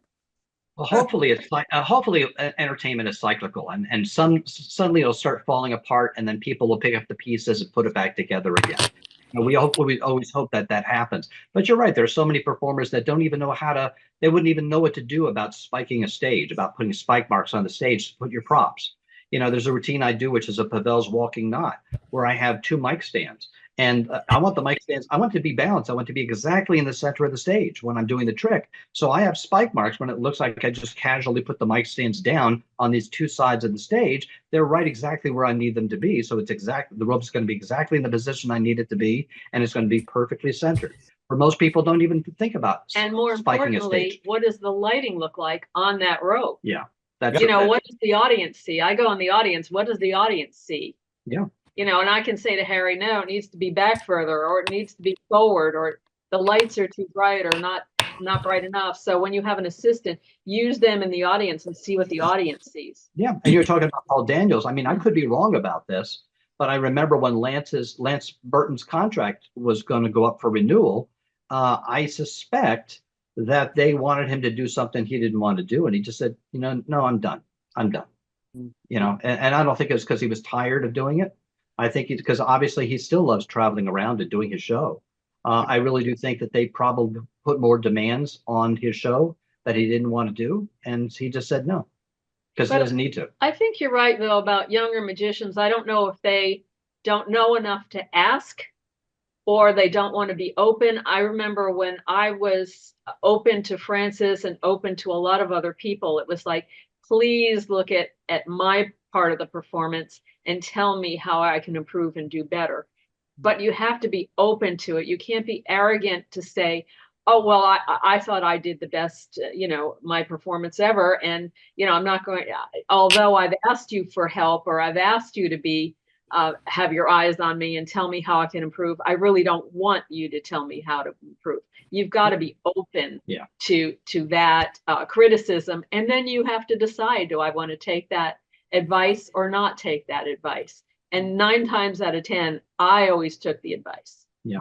I mean, I was lucky when I was a kid. I mean, the first real professional who really reached out to me to be a friend and a mentor to me was the amazing Randy. Yeah. And the amazing Randy, he was the one who I met him when I was 16. He was hanging by a straitjacket above a mall parking lot, and he was doing a show in New Jersey. And we met each other, and I was doing a little bit of magic at the time, and showed him some little things. And he said, the next time you're up that way, which there was a house, Doug Keller's House of Magic in Red Bank, New Jersey. He said, come on over, and Doug will bring you over to the house. So we went to the house for the first time. And I don't know if you ever heard the story about Randy's houses, but Randy had a house in Rumson, New Jersey that was 200 years old. It was an old original Sears and Roebuck house. At one point, you could actually order it from the catalog, and it would be built on your property. And it was 200 years old. And I go to the door, and there's by the way, in the front of his lawn, he had a sign that said Randy, Charlotte, the doctor sign. Yeah. and you go to the door, and you knock on the knocker on the door. It's got this theatrical head. You knock on the knocker, and out from the mouth of the head, it says, who knows what evil lurks in the hearts of men? The shadow. And then Randy's inside, says, come in. And you turn the door handle, but the door opens from the hinges. It's a bizarre house. The whole house was like this. But how did he mentor you? Oh, he mentored me. He always gave me advice. When I was in college and I was doing the Playboy Club, 2 shows a night, 3 shows Friday, 3 shows Saturday, and doing college in the daytime and close-up magic, I was pretty frazzled. I was really frazzled. And anytime I was really down or just really confused, Randy said, well, come on over. And I'd come over, and he would give me great advice. He would give me great advice about not only performance, but also just about life. He says, you don't just always do magic. You got to be involved in other things as well. I know Michael likes to play golf. I like to play golf. And the thing is that if you don't learn things that other people are doing, then how are you going to relate to them? How are you going to possibly relate to them if you don't see plays, you don't read books, you don't go out and do some sports or whatever it may be. So he taught me a lot about that. I just said to both of us, mentoring is important. Yeah. To be mentored and be open and receptive to that mentoring. All that I am today, and my son, well, he doesn't do magic anymore, but is due entirely to mentors. Yeah.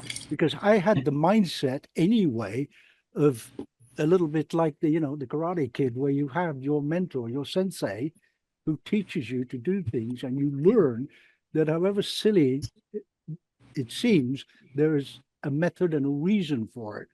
So, wax on, wax off, but when you actually come to block a blow, your hand automatically does that. So you don't think about it. And the great mentors did this. I mean, one of them I've mentioned, dear Pat Page, and we'll talk about him next Saturday. I've mentioned that already. But, and Eugene would sit there and we would talk about existentialist philosophy and very rarely about magic. Mm-hmm. All those things, and it's my contention, agree or disagree, that's fine, it's just me, helps you form scripts. I mean, you quoted Randy from Shakespeare, and do you know the name Marco M? I'm sure you do, from Texas. Marco? No, I don't. Ralph Markham. He had a column in the Linking Ring for many years called "From the Table of My Memory." But yeah, well, Markham and I he had this thing on you jogged my memory when you spoke about dear James Randi. There was no kind of Zoom back then.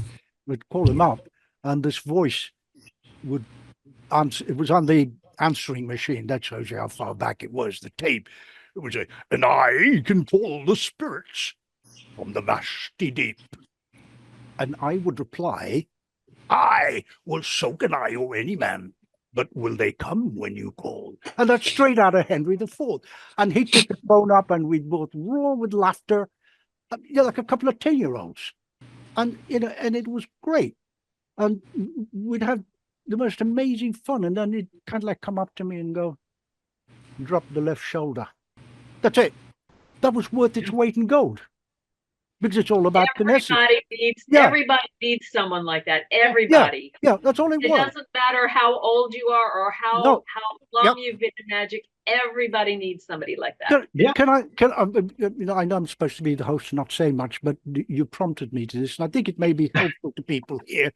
I had Howard Hamburg on the Darkstone Dossiers probably a couple of years ago. I can't remember exactly when. It's on YouTube somewhere. And he told a story, and I think it was from Larry Jennings. I really honestly don't recall. And the story went like this. How many do you have in your hand? 2. No, haha, it's 3. Yes? Which is fine. But apparently, I think it was Larry Jennings who told this to Howard. Howard then shared it with us. One word made all the difference. How many should you have in your hand? The whole psychology, the endearment that we talked about changes. The whole thing changes. It's not a challenge anymore. Yeah, and nobody feels silly anymore. Yeah. I mean, God, when was it? A couple of years ago, so I must have been, about 75, something like that. So you're 75 years old, you've been there, you've done a few things, you've been around, and you can still learn one word, one single word. But you have to be receptive to learn. Yeah, always. And to practice it, always. Yes. It was like you and Francis. I mean, you actually went up to her and say, what do we do? What can you tell me about this? Can you tell me about that? And nobody teaches that anymore. One of the things I do in my shows is, afterwards, especially on a cruise ship where they're going to meet and greet afterwards, and they want to shake your hand and say, loved your show or whatever. I always ask them, I ask 2 questions. I ask them, I'm not saying that I do this to everybody. I'm saying I do it to people who want to talk. And I say, what was your favorite trick in the show? And they'll tell me. And I ask that question intentionally because they want to tell you what they enjoyed. Yes. And then my next question is more important. I said, what was your least favorite trick? And because they told me, they gave me a compliment, they told me what they liked, they're not embarrassed to say, oh, well, this one I didn't like so much. And if I get enough people saying that to me, then I realize there's a problem with that trick. And again, that might be one of those things that I might eliminate from the show based on audiences' perceptions. Yeah, absolutely. You're totally right. Oh, may I? Adrian Heritage, who's I've already introduced him. He's the current president of the IBM British Ring 25. Ring 25. I was going to make mention of how impressed I was where you were talking about timing, because the British Ring used to do what we call special venue shows, and they were supposed to be an hour long. And I made sure I was always kind of stage managing it. The show that I was on, I would do the comparing, and I would be the last act, because I knew that if I was the last act, the show was going to be an hour. Right. We had so many occasions where we had one really weird guy did Punch and Judy, and it was for a deaf community. Punch and Judy is an English puppet show, which didn't really work for a deaf community, but he insisted on doing it, and his act was 15 minutes long. So it really doesn't work. But we were trying to persuade him we haven't got 15 minutes, but doing 15 minutes. Left me about 5, so I did 5. The worst one was the year Sean Farquhar was international president and came over. We had 4 people on the bill, including myself, so that's fine, 15 minutes each. Lovely. Half an hour into the show, everybody had done their bit, and it's just me. So I've got to do half an hour. That is not something I was used to doing. But oh my gosh. I did half an hour and filled it. But it's so important. If you said to somebody you're doing a certain amount of time, that is the time you do. I'm not going to name names. We were working a club, and they had some. We were going to headline the show, and I got a call from the club owner saying we've got these other people coming in, very famous people, and I'm not going to name names. However, they said, is that okay? And I said, it's your club. It's fine with me. Yeah. Sure. And they said, do you want to close? And Caroline was so smart. She said, no, I want to open. And the reason we did that is because the show itself, we have no idea how long these people are going to do. And true to Caroline's perception, I did my 30 minutes, and they went on for 2 hours. And it Wow. was on and on and on and on. I was like so thankful I was done. It was I did my show. I had them when they were fresh, and I didn't have to wait it out. But the club owner was like, why would you want to open? And we didn't say anything. It was just, well, let that person do their time and do whatever they need to do. And Harry and I are like, we're fine opening. We are fine with that. Mm-hmm. Yeah. And it worked out well. That's one of the fun things that happens, isn't it? You're in the middle of your act, whatever, doing your 15, 20 minutes, 30 minutes, whatever, and you just happen to glance on the side, and there's a stage manager or the producer going, Yeah. and you go, oh, okay, yeah, well, fine, because somebody didn't show up or whatever. And you mentioned that earlier on, Caroline, because you've got this as the producer, and you're doing these shows. There's a quote that I always use for everybody. And I got this from Jeff McBride. I think he's published it since. If you're on time, you're late. True. That's true. Nothing more to add or take away from it. That's it. That the hallmark of a professional. I've had that before. What are you doing here so early?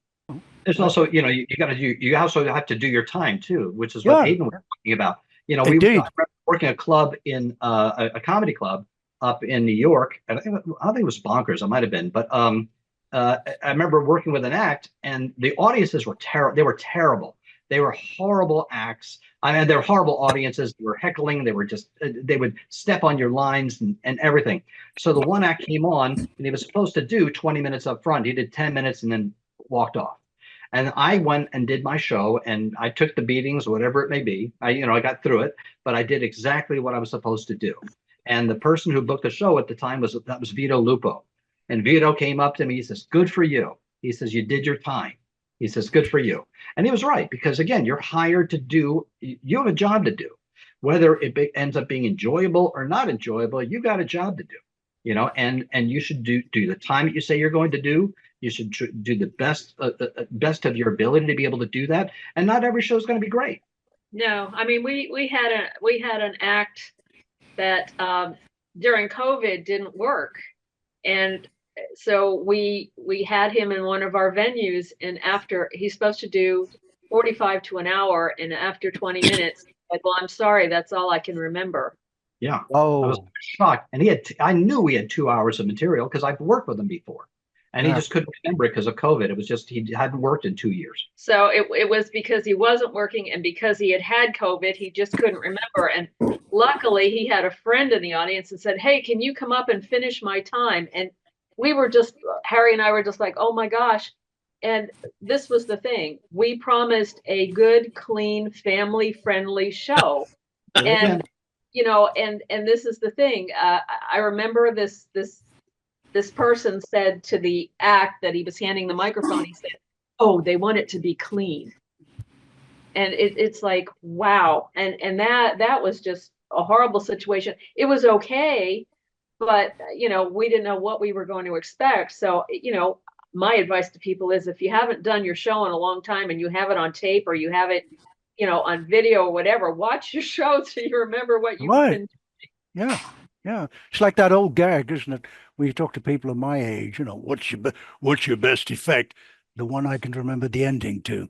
That's an old gag. But you're right. I mean, on a serious point, not being too silly.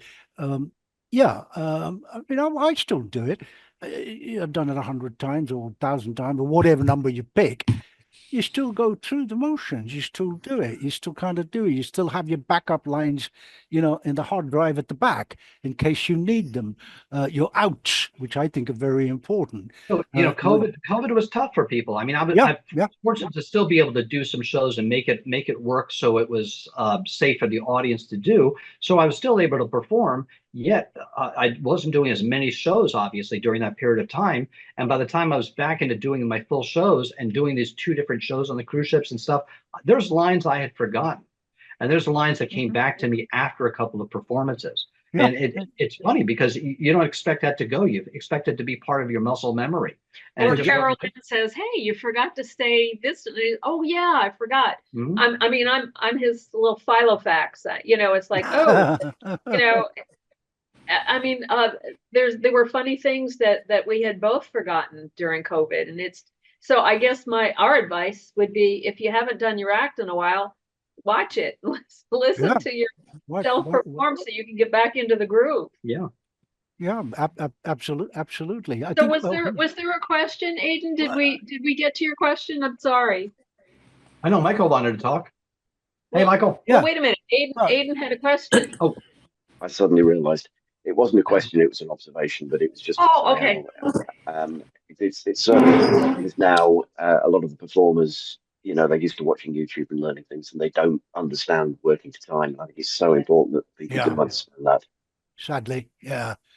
Well, I'm curious to know, how many of you, by a show of hands, how many of you prefer to learn a trick from a book rather than by video? Book. How many books? Yeah, me too. Yeah. How many of you prefer video? I'm sorry, I missed that. Prefer what? Sorry, I missed it. A video. Learning by video. Sometimes.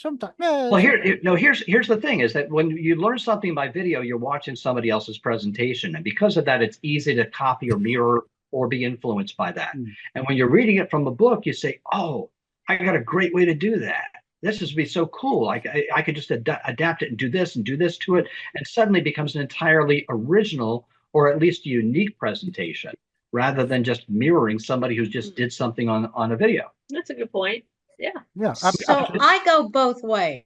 I enjoy reading the book and I learn a lot from the books. However, one thing a video can do that the book cannot is make sure that your angles are right. So I'll watch the creator of the illusion or whatever, and the pattern isn't what I'm looking at. It's their hands, it's their body movement, and then make it my own. I'm going to do that anyway. Yeah, I guess it would depend upon the kind of thing that you're learning. For example, Daryl's his whole collection of card moves and things like this, his whole video, that you have to learn by video. You really would have to watch to understand what the moves are and things like this. And it's not necessarily the trick you're learning, it's the moves and the handling of something. Exactly. Yeah. We've come a long way from being restricted to looking in the mirror and watching the video after you film it, then watch it and then figure out how you can make it smoother or more natural. Absolutely. So it wouldn't be an Anthony Darkstone production without a PJ comment. Oh, absolutely. Yeah. Well, absolutely. So the first thing I want to do is say, Michael, I'm glad you're feeling better. You're looking good, buddy. Okay. I owe that to Carolyn. We'll get to Michael in a little bit, because I'm going to be a little bit ill-mannered and jump in, but for good reason, because dear George Smith has been sitting here with his hand raised for some time. So I think we've got to give him a chance before. I didn't see the electronic hand. That's all right. Hey, George. That's all right. Hey, George, come on in. Austin will spotlight you. There you are. Go ahead. On the subject of mentors and mentees, right? Well, yes. Well, you can tell people I won't who you are. You're a mentee to me. Yes. Okay. Go ahead. Yes. Carry on. What were you going to say? I actually do have a question, because they spoke a lot tonight about improving an act. But my question is more about, everyone has to have their first act. Yes. Correct. So a couple of weeks ago, I did my first 45. Okay. Yay! Yeah. Congratulations. Yes, congratulations. It was like a parlor act for about 80 people. And all I really did was I put together a mishmash of things that I knew I could do well and I wasn't going to mess up. Okay, good. But my question is more then is about is advice about actually putting together your first proper act rather than improving an act you've already got, I guess. Okay, I'll give you two tips. One, when I started working on cruise ships, I was very young. I was 20 years old when I started working on cruise ships. And the first time I went to the ship, they flew me to Haiti, my clothes to St. Martin, and my equipment to Houston, Texas. And by the time I got my clothes, I could at least do something. So I made props, and I just did 20 minutes. And then my agent called and is laughing. He says, "Harry, you've been extended." And they allow me to do this. But I started working for 6 months doing my shows on the ship. And there's a violinist who is just a wonderful violinist. Every show she did got a standing ovation. And I would constantly reorder my show. I'd restructure my show with different tricks and different orders and things like this. And she sat down at Midnight Buffet with me one night and she said, Harry, if you keep changing your show around, how do you know if you're getting better? And that hit me like a brick, because suddenly you realize, wow, she's right, because there's so many different variables. So once you structure a show, then you see what's working, and then you can start adjusting and making it what you want it to be. And one of the things that I started teaching in a lecture about a show is that for myself, what I do is I may videotape my show, but what's more important to me is the audio of the show. Because watching your show on videotape, you look at yourself saying, oh, I don't like the way I move there. It's whatever. You're just uncomfortable about looking at yourself. But if you listen to your show, you listen to the reactions, and you start realizing what the audience is appreciating and what they're not appreciating. And suddenly, you now have something you can work with. And what I do, and originally I would number my routines by audience reaction. I would number them from 1 to 10. And based on their response, I would give it a number. Okay. So if it was a great, incredible piece of thing with their cheering and stuff like that, that's a 10. If it just lays there, that's a 1. And there should be no 1s. There should be no 2s in your show. And I've since, by the way, reorganized this because a 9 and a 10 isn't really that different. So let's say it's 1 to 5. You'll number from 1 to 5. Now, once you've given everything a number, once you've done a couple of performances of this, then you can start structuring your show where you can start high, drop down lower, and climb little by little until you're back up at that high point and hopefully surpassing that point again. And that's how you structure a show. A 1 hour show structured like that, an hour and a half is a little bit different. It'll actually have one more dip where it comes down. However, if you do that, your show is going to be an incredible show because every single reaction builds upon the next one. If it goes all over the place where it starts high, drops down, comes high, drops down, we call that whipsaws. And whipsaws are going to hurt your show because nothing builds upon it. You had them, then you lost them. Then you had them, then you lost them. So in other words, you want to start high so you get their respect, drop down low so they can focus on you, and climb little by little until you're back up again to that highest point. Like this? So you're at a wonderful point. Yeah, it's an arch. It's an arch. Caroline kind of drew it on there where you start here and it drops down. And this is where again, it's not a 1, maybe like a 3. And you kids keep climbing up until it gets higher and higher until hopefully you surpass that opening point. And that's how I would recommend you help to organize your show. I hope that helps. And mentoring. I mean, you've got a great mentor that can help you. So yeah, I would say get a great mentor if you don't have one. So you have a great mentor and just work with your mentor and listen to your mentor, but also be true to yourself. I think speaking of mentors and so on, I don't want to I consider the best. I'll name them: Marco M, Pat Page, Ali Bongo. I'm going to leave something out. Yeah, Dear Eugene, Pat Page. Obviously, I've said that. Well, anyway, the point I was trying to make is that a good mentor is not a coach. It's not a trainer. A good mentor is a Martin Scorsese. Meryl Streep and Tom Cruise know how to act. He's not teaching them how to act. But what he's doing as a good director is telling them what to act. And that difference between what to act makes you a Meryl Streep or Richard Burton or, one of the classic actors. I mean, my Darkstone character, when he's out there, I mean, I have to soften him at times. Like he was saying, do this little dip and come back up again. I watched, and I've lost count of Marlon Brando doing the Mark Antony speech in a movie, and Orson Welles. So I haven't copied them. I've taken bits, looked at it, analyzed it. Why are they doing that? Why is his shoulder over there and not here? Does that 2 inches or 3 centimeters make a difference? Yes? Yes. Yeah. What happens? Does your chin go up there or down here? And I've learned that with Zoom. I've done a lot of TV consulting. Zoom's a piece of cake. I remember the first Zoom show I ever did was The Magic Kitchen with Arian Black years ago.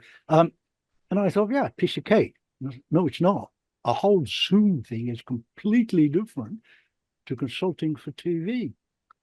because most people are watching it on a phone, not on a screen. They're by themselves. They're not in a studio or on a couch with a bowl of chips watching a bigger screen. So the whole psychology of that's got to come in. You have to know. And this is why very rarely I'll do my own Zoom director bit, because my job is to focus on being the host or the MC of the show or whatever. And then people know when to spotlight, when to bring back. So these are all tiny things which you and Caroline have already touched on. I mean, we got. Well, I have a question for you. How did you choose your mentors? What was it that you saw in your mentor that made you choose them to mentor you? Good question.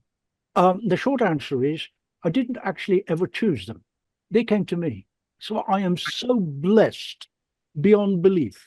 I mean, my dad and his dad before him, they were magicians, amateurs. They like to do some magic stuff. That was it. And a few shows and that sort of thing, but not really, into it. And we were so pleased when my son decided, actually, now that I mention it, forgive me going off on a tangent, but it's necessary to do this. He was 13 years old. We went to Magic Island and the place was closed. They couldn't let him in, but, they closed it all up and everything else. And they put him on the stool. I'm not going to say what the stool did, right? Okay. They put him on the stool.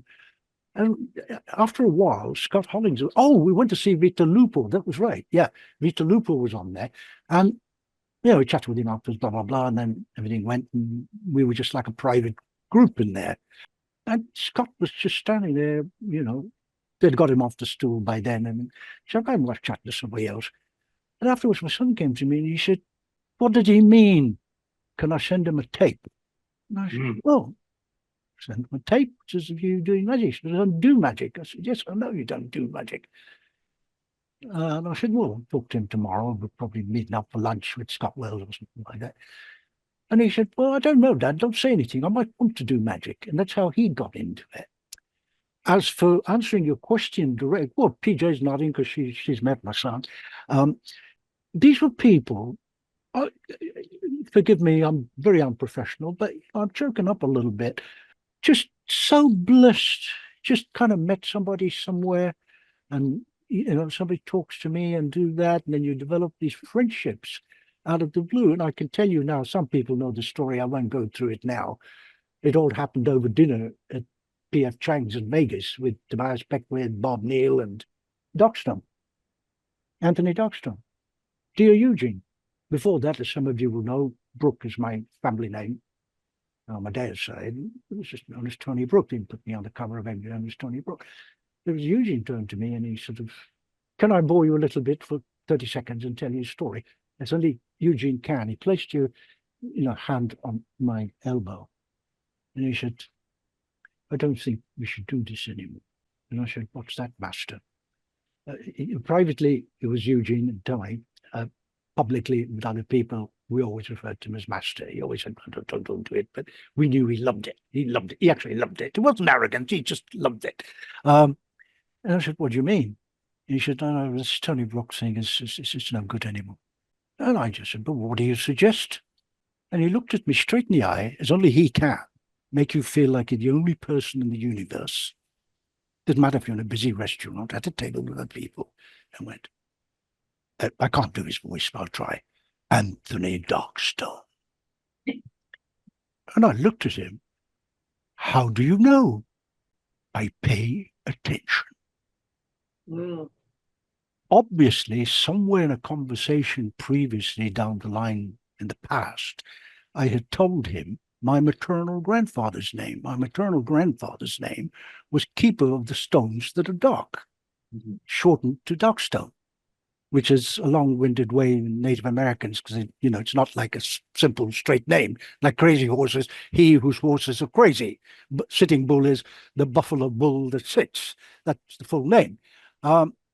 My grandfather was Keeper of the Stones That Are Dark, shortened to Darkstone, and he had remembered that. Then we went away, looked at the symbol, put it on my ring, and all that sort of thing. So yeah, he without him, Anthony Darkstone wouldn't exist. And he said things. So I'm trying to answer your question.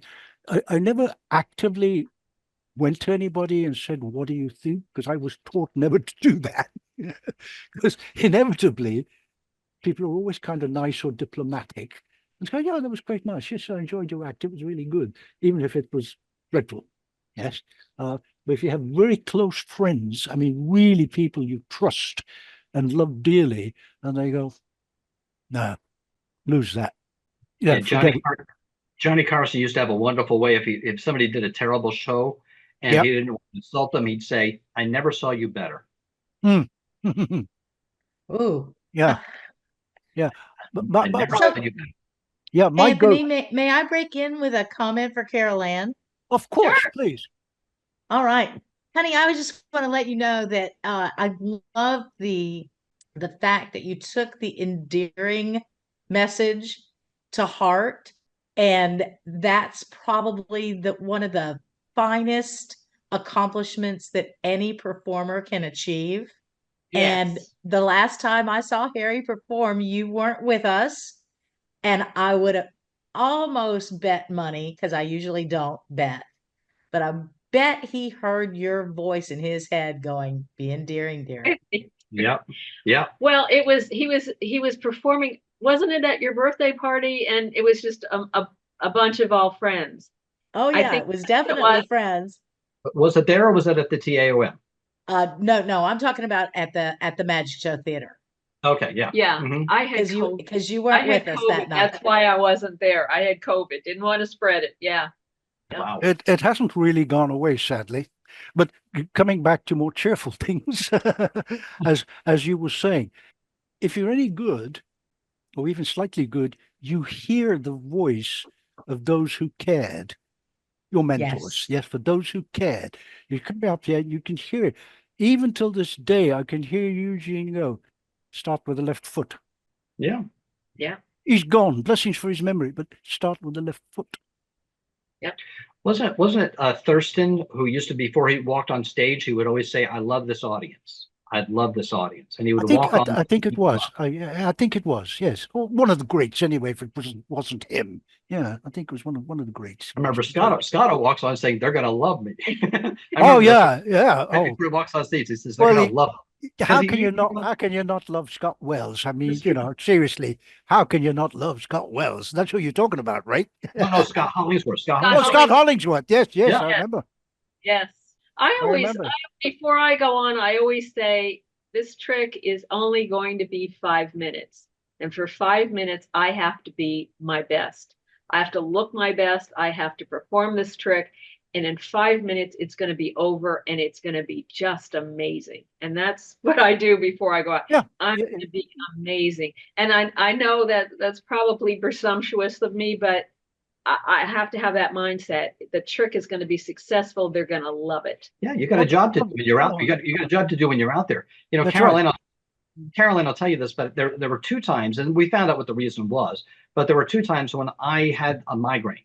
I had a migraine that was a splitting migraine that lasted 10 days. It was horrible. I'm doing 2-3 shows a night with bright lights in my eyes, and it's all because of MSG. So if I had MSG, my body didn't take it well, and I got this migraine because I had MRIs done, and they said, yeah, you had a headache.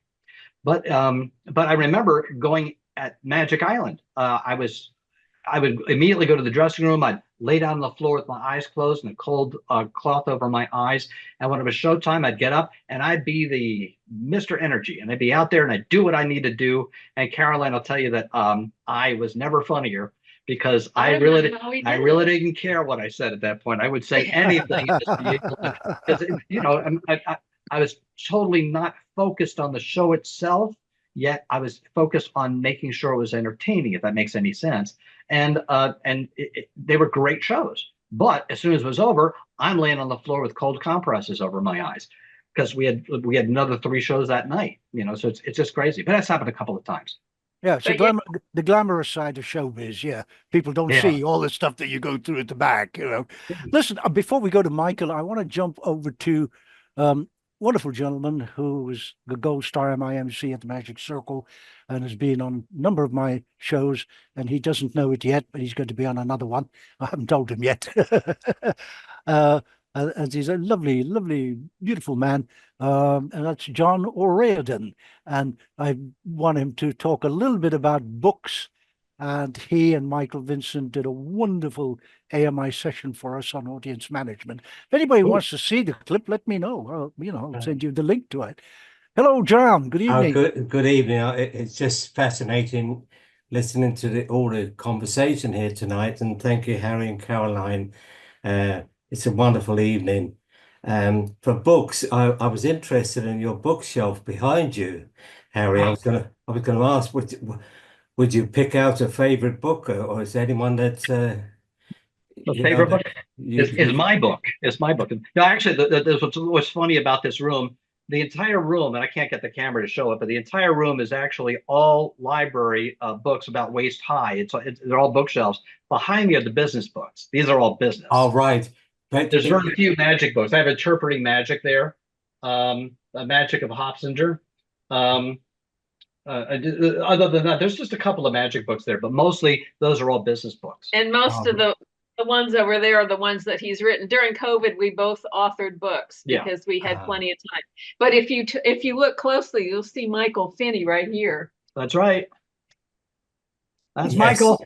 Yes. That's right. I admire Michael very much. I've seen. I haven't had the pleasure of meeting Michael, but I've seen him on DVDs, and I admire Michael's Finney's magic, his humor, his excellence in performing. And we were talking about mentoring earlier on, and I've had mentoring, and it may seem strange to say this.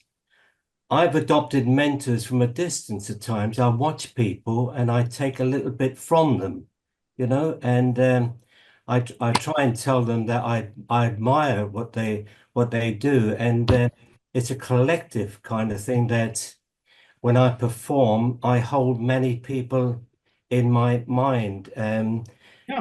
People like Eric Mason, if people would know Eric Mason from the person that invented the Boon writer. I was a very close friend of his, and he wrote the book Stuff, which we come back to books. And he was modest. He was a person I could trust. He would be honest if I did something. He would say, John, have you thought about something? And there's so much in learning about the art, the craft of magic. It just goes on. It's not a destination, it's a journey that we all experience. And tonight has been a real journey just to listen to Harry and Caroline talk about their experience and sharing that with us. And Anthony, I just can't thank you enough for inviting me on this evening, and for the past times we've done the gala shows together. That's right. We have. Yeah, I just love magic. I've grown up from the age of 9 years of age, and I just love, and I just wonder, how does it all work? How does it happen? Because when I perform magic, it's almost like the first time I perform, and I think that's crucial to. It's not just tricks to me. It's just a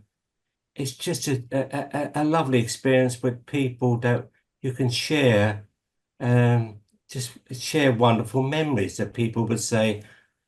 In fact, if they can remember me as much as the actual effect, I think that's very important as well, and John, I can tell you've got a very warm personality. You come across very warm, and I can tell the audiences pick up on that.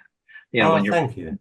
Yeah, and I think we all are, especially as performers, we are the best combination of every single person we met. You meet different people and you pick up qualities of those people. Yes. If you find somebody who's a very kind and generous person and it's a quality that you admire, you sort of take that on yourself. Don McLean, the singer Don McLean, has a song that's saying that you dance everybody's steps until they become your very own. Yeah. And it's you become a unique person based on the combination of every single person that you admire. Yeah, and Harry, you probably put it much better than I did tonight. It's No, it's exactly what you said. yeah, it's I travel around Ireland a great. I'm from Ireland originally, and I meet people, and they give me stories, and I try and bring those stories into my magic. But if it could be a 4 ace routine, the ace would represent a certain thing, whatever, and I think that brings magic to life. And I think it's by meeting people, being able to make conversation with people. Um, that's more important than the effects that we perform. It's building that rapport up before you do anything, getting to know people, because a lot of people could be a little bit worried about what you're going to do. Are you going to make them feel foolish or whatever? Are you going to be the clever person? But we're not the clever people. We're people who are studying an art, whether you play a piano or a guitar. You just want to show that you want to share a little bit of wonderful things in life, and magic is a wonderful way of You want to expressing share your us. talents with them, and you want to give them an experience. An experience that they can talk about. And I always take I'm a president of a local club here in Essex in England, and I have been running sort of a club for young magicians, and young magicians want to learn everything because their enthusiasm, their motivation. But I would always say to them, look, go to a table and try and get to know people before you do anything. Just try and get that rapport and then say, by the way, can I, let me take you through an experience, and let me, rather than say, would you like to see magic or something like that, And it's almost building that rapport with people, and they remember that. And I think the most important thing I would say to them, the audience are more important than you are. Yes. Yes. Leave your ego at the door. Mm-hmm. You're not the clever person. No, it's true.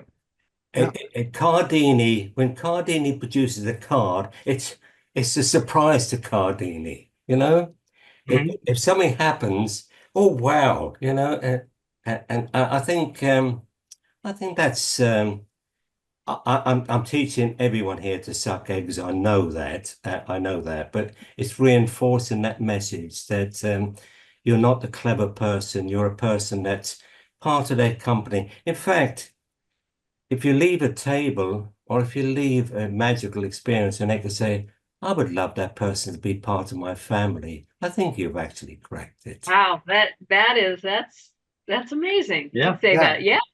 That is it.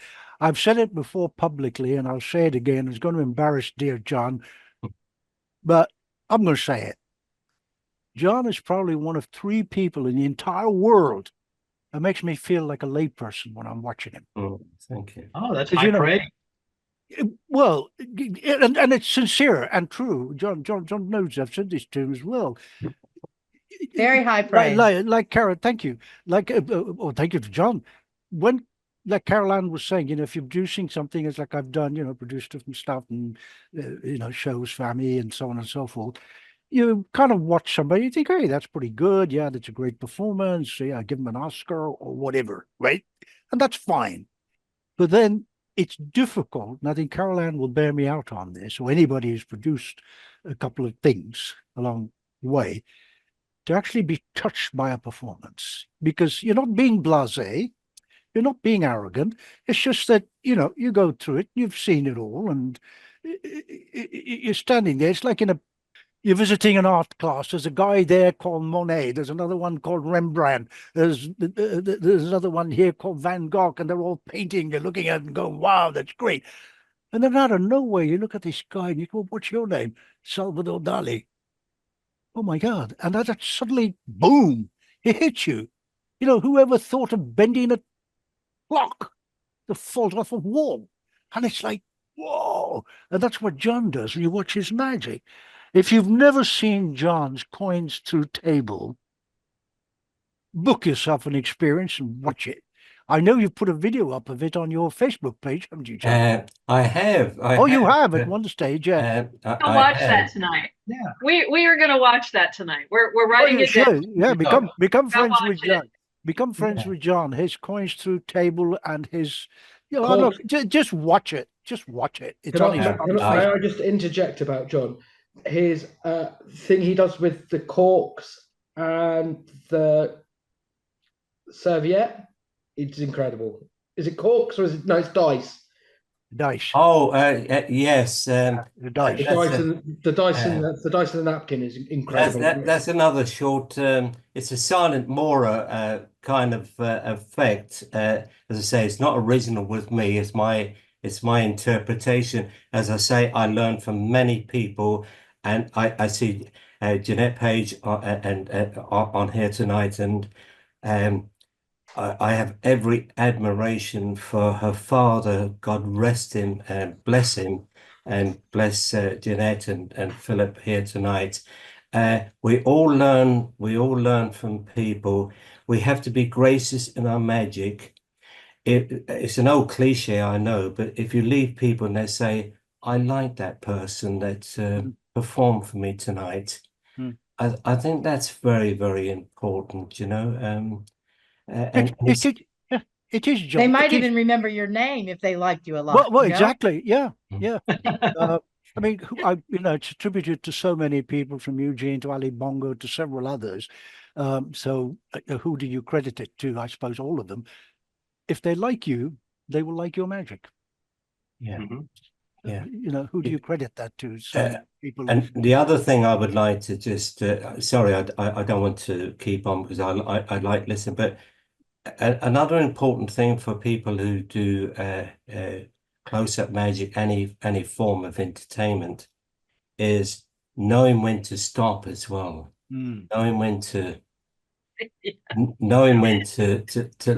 leave them and saying, "Wow, I would love to meet that person later on for some more," rather than say, "Oh, by the way, I can do this and I can do that," and you take away a little bit of a wonderful gift that you're giving to people. Give them a gift, but give them a little gift slowly but surely. Leave them wanting more. Yes. Always.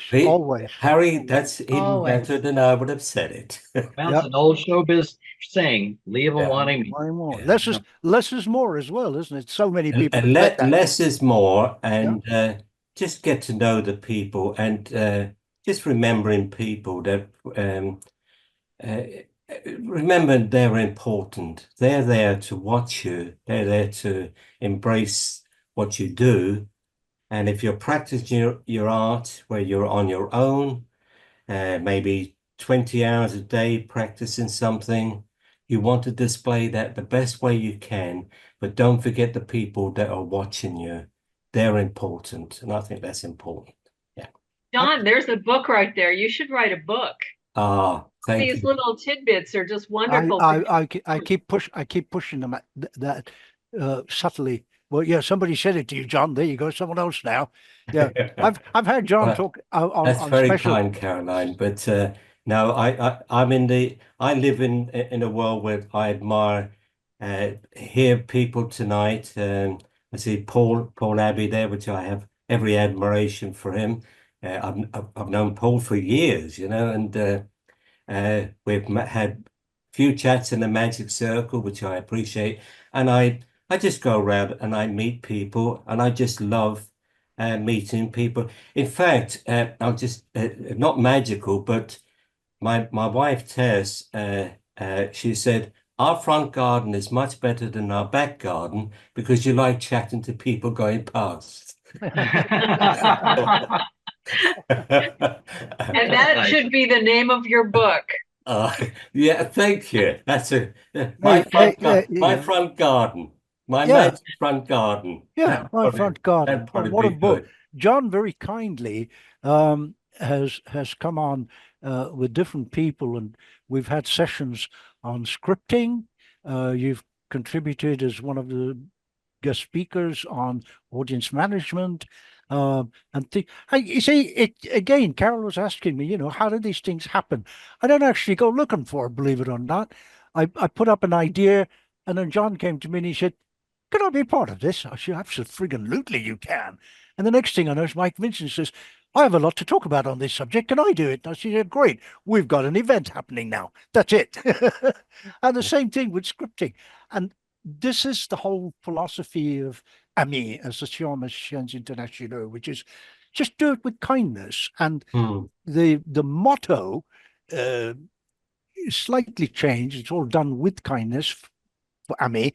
And the actual original is it's all done by kindness, which comes from no less David Devant, who was the very first, as some may know, president of the Magic Circle. I love his poster. That's one of my favorite posters. Is his poster where he's just standing with his back is to you. Yes. It's all done by kindness. Kindness. Yeah. Now that poster, or one of them, hangs on a wall in the Magic Circle. So when I was asked to do this with Ami and said, "Oh, you know about this, that, and the other, can you help?" But yeah, this sounds like fun, let's do it. So I tried to put these ideas together. Other people came in and the logo came about, all those things. Anyway, I found out that the poster was on the wall of the Magic Circle. And I vaguely remember seeing it there from the times I visited. So I got in touch with Mark Hesketh Jennings, a name that some people will know as the official photographer of the Magic Circle. I said, "Mark, can you do..." No, before that, I got in touch with Catherine, a good friend of mine. She was on the council at the time. And I said, "Look, do you think there'll be any problems in using the tagline, the catchphrase?" She said, "Well, I don't think so." I said, "Oh, okay. I understand there's one there. Can we get a photograph or something of it?" And she said, "Well, officially, I'm ignoring your request. Unofficially, do whatever you think is best." So, okay, fair enough, as a good friend would do. I got in touch with Mark, official photographer, and I said, "Listen, your next trip up there, could you do me a favor? We're putting a little organization together. This is what we want to do. Can you take me a really nice photo of the poster?" He went, "Yeah, sure." 2 days later, he sends me a really beautiful JPEG, or whatever this technical name is, of this wonderful poster.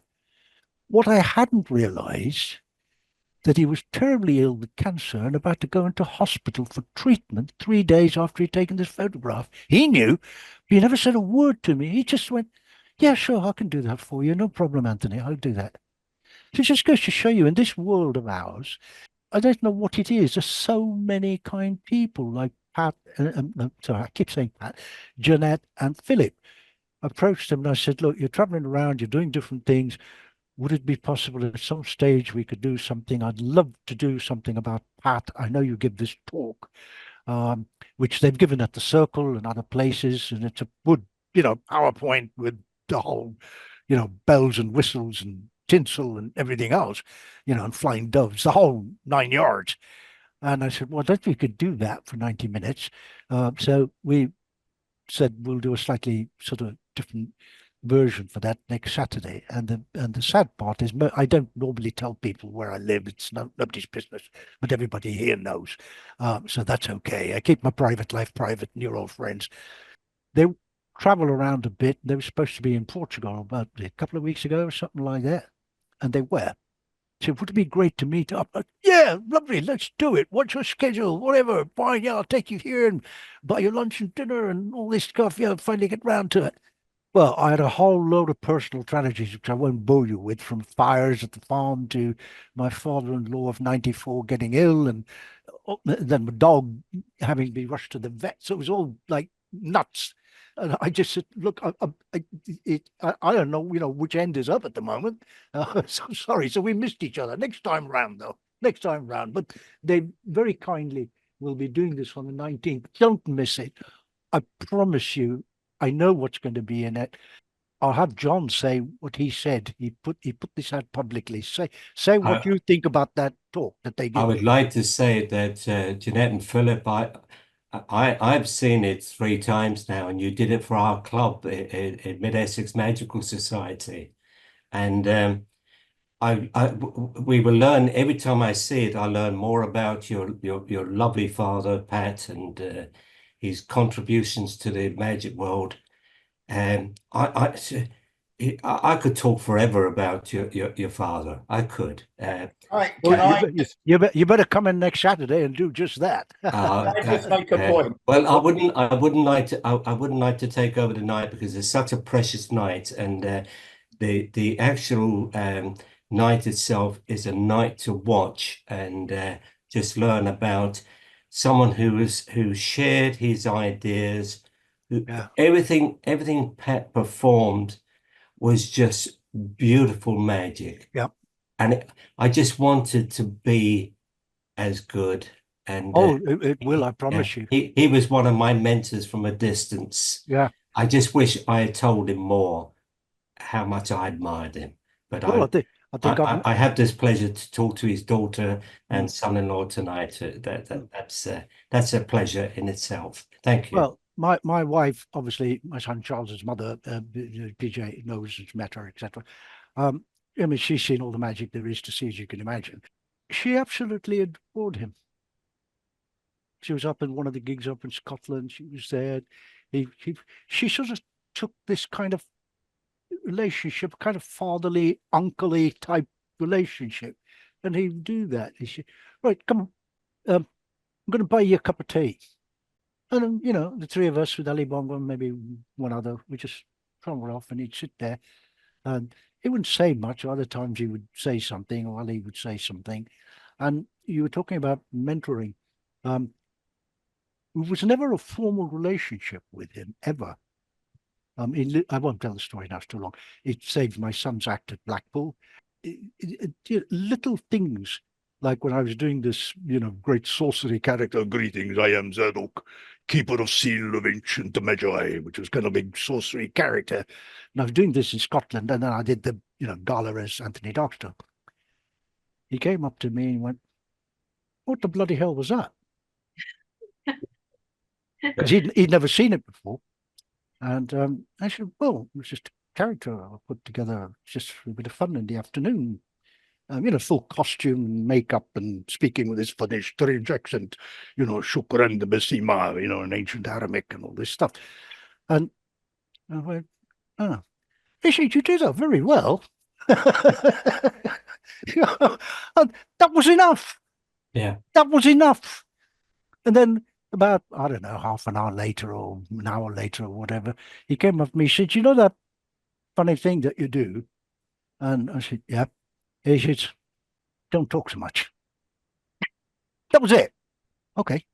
So the next day, when the next show was on, I cut like a good 5 to 6 minutes of the script because I was so involved and carried away and enjoying this character.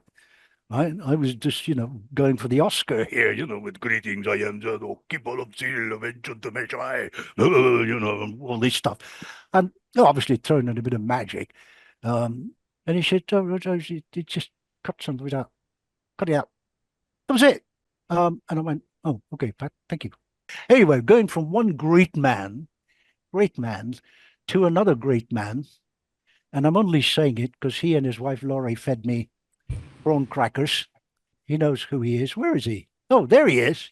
Dear Michael Finney, we can't finish this show without having you come up and chat to us, Michael. Come on. Well, here's my notes. Okay. Okay.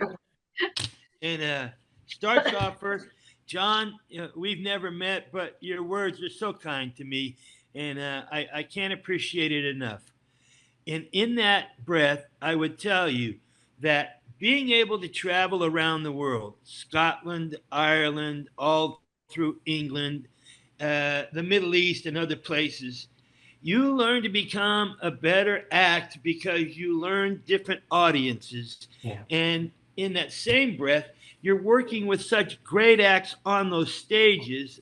I myself got to go to the Palladium twice, Siegfried and Roy's night, and then Night of 100 Magicians. And I watched everybody. So you look and you learn. In regards to Harry, I'm flattered that I'm on your wall. Thank you very, very, very, very much. Comedy clubs is where I started my career. 17 years, that's all I did was comedy clubs. First thing they taught you, you never turn your back to the audience. So there you go. I learned it early on. in regards to acts, how you learn and how you stage and everything that you were talking about, Carol and Harry, you know, I got to work 7 months with Kaylin and Ginger and Nicholas Knight. I got to work in other review shows. As a comedy magician, if you're aware of your surroundings, and let me say the Pendragons as well, you watch these acts, and if you're not learning something from them, if you're not really giving the whole thing about what it's all about, then you're missing these chances and these opportunities. Now, I started doing magic at 24. So to me, at that time in my life, it was like I was 9 or 10 years old. I was so excited about it. I never slept at night. I ate, drank, and slept magic. It's all I wanted to do. My first mentors, you never heard of him, Oki Strom. He taught me how to stand on stage, how to look at the audience in quarters. And so, I mean, I learned so much from him just in the very beginning. It helped me. Another guy was Richard Oliver and his wife, Liz. This guy had a studio up above his house, and Lori and I first did a dove act, and we did it for 2 years in an amusement park. The amusement park closed, thank God, because it threw me into the world of comedy. And that's where I became, Larry Wilson was one of the guys that I watched in the afternoons before I went to work. I watched Harry Anderson. Jack Sutherland at Sun Magic eventually introduced Harry and I got to be good acquaintance. Larry is a beautiful friend. I just spoke to him a couple of weeks ago. And so I have absorbed any of the success that you see that I have and the qualities of whatever it is, much like what John said, I have absorbed these from Carol Fox told me I was doing trade shows. He goes, Michael, slow down. You're giving him too much. Leave him wanting more. And then I worked with Jay Marshall, and I watched the subtle finesse of how he presented things, and I could go on and on about it. But you know what? Today, Harry, we don't have those acts anymore. Yeah. Those acts, I don't know any of those acts. I don't know any of the new acts that possess what Falkenstein and Willard had. And, you know, Mark Wilson, what can you say about Mark Wilson? I mean, he came and did my Dry Heat Classic one year for me, he and Nanny and the whole crew, and they did their whole show.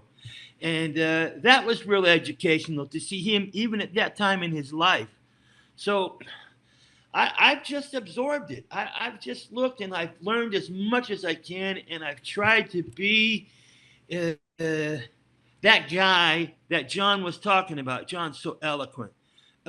You want the audience to like you. I know that when John walks on stage and starts to speak, it's kind of a dreamy feeling. And you're totally captivated by the man the minute he starts. A show, like Harry was saying, has to have a beginning, a middle, and end. So you have this really great beginning thing, then you mellow out in the middle a little bit and give the audience a chance to really look you, to really absorb you. And then you take off and you finish with your big finale. These are all things I learned just by watching other acts. So I am a compilation of silent acts, of stage acts, of other comedy acts, and of close-up magic. I started as a close-up magician, and not for anything more than to tell you, but in 1986, when Siegfried and Roy had the complete conjure competition, you had to do stage magic and you had to do close-up magic. And I had never been in the magic world.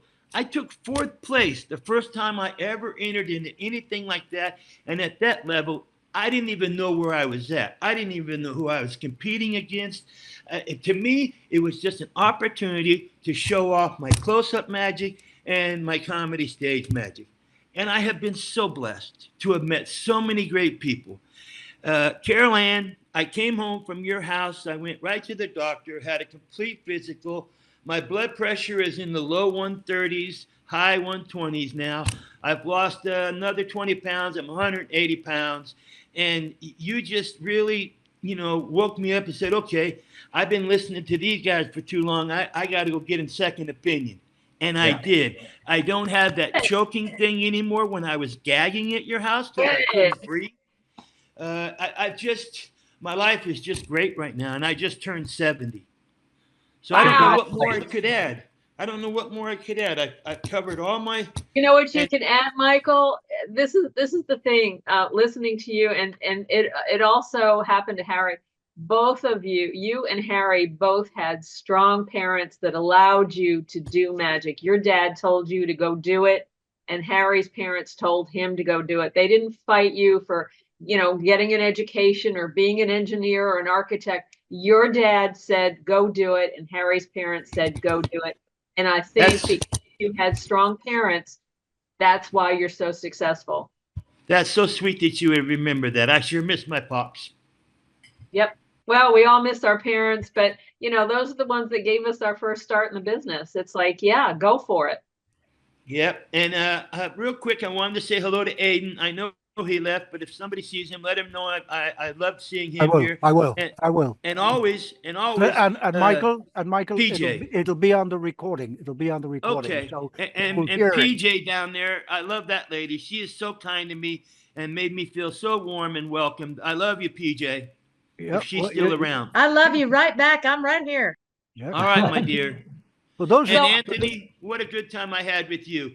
And the guys you couldn't remember were Sean Farquhar, the guy from Atlanta who just Joe M. Turner. And then Jason, who is now a pilot. He's a pilot. Yeah, Jason Andrews.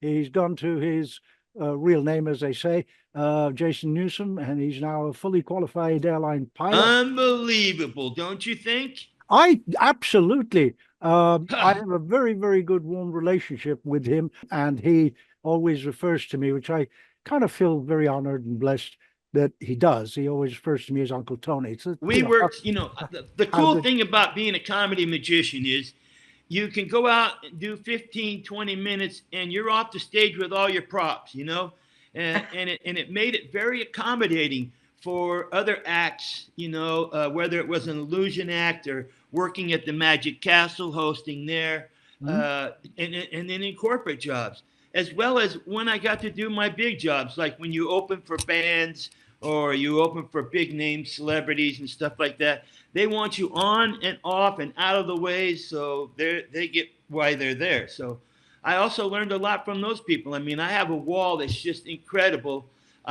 Chris Christopherson, just because he just passed away. Yeah. I worked with him out in Sonoma Valley at B.R. Cohen's Winery, opening for the Doobie Brothers. And he came out right after me and did 45 minutes with a harmonica and a guitar and a stool.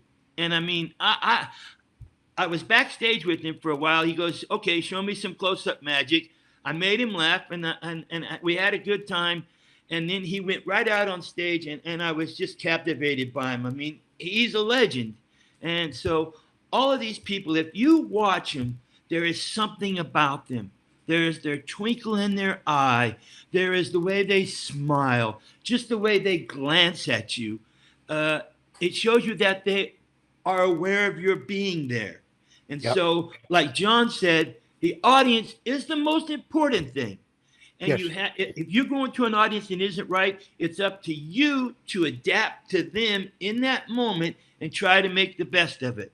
Doesn't always work. Audiences aren't always perfect, but you as an entertainer, you must be able to somehow twist that around and make it work in that moment. They're not all going to be the same. 90% of your shows, if you're a professional, are going to be exactly the way you want them because people are there to see you.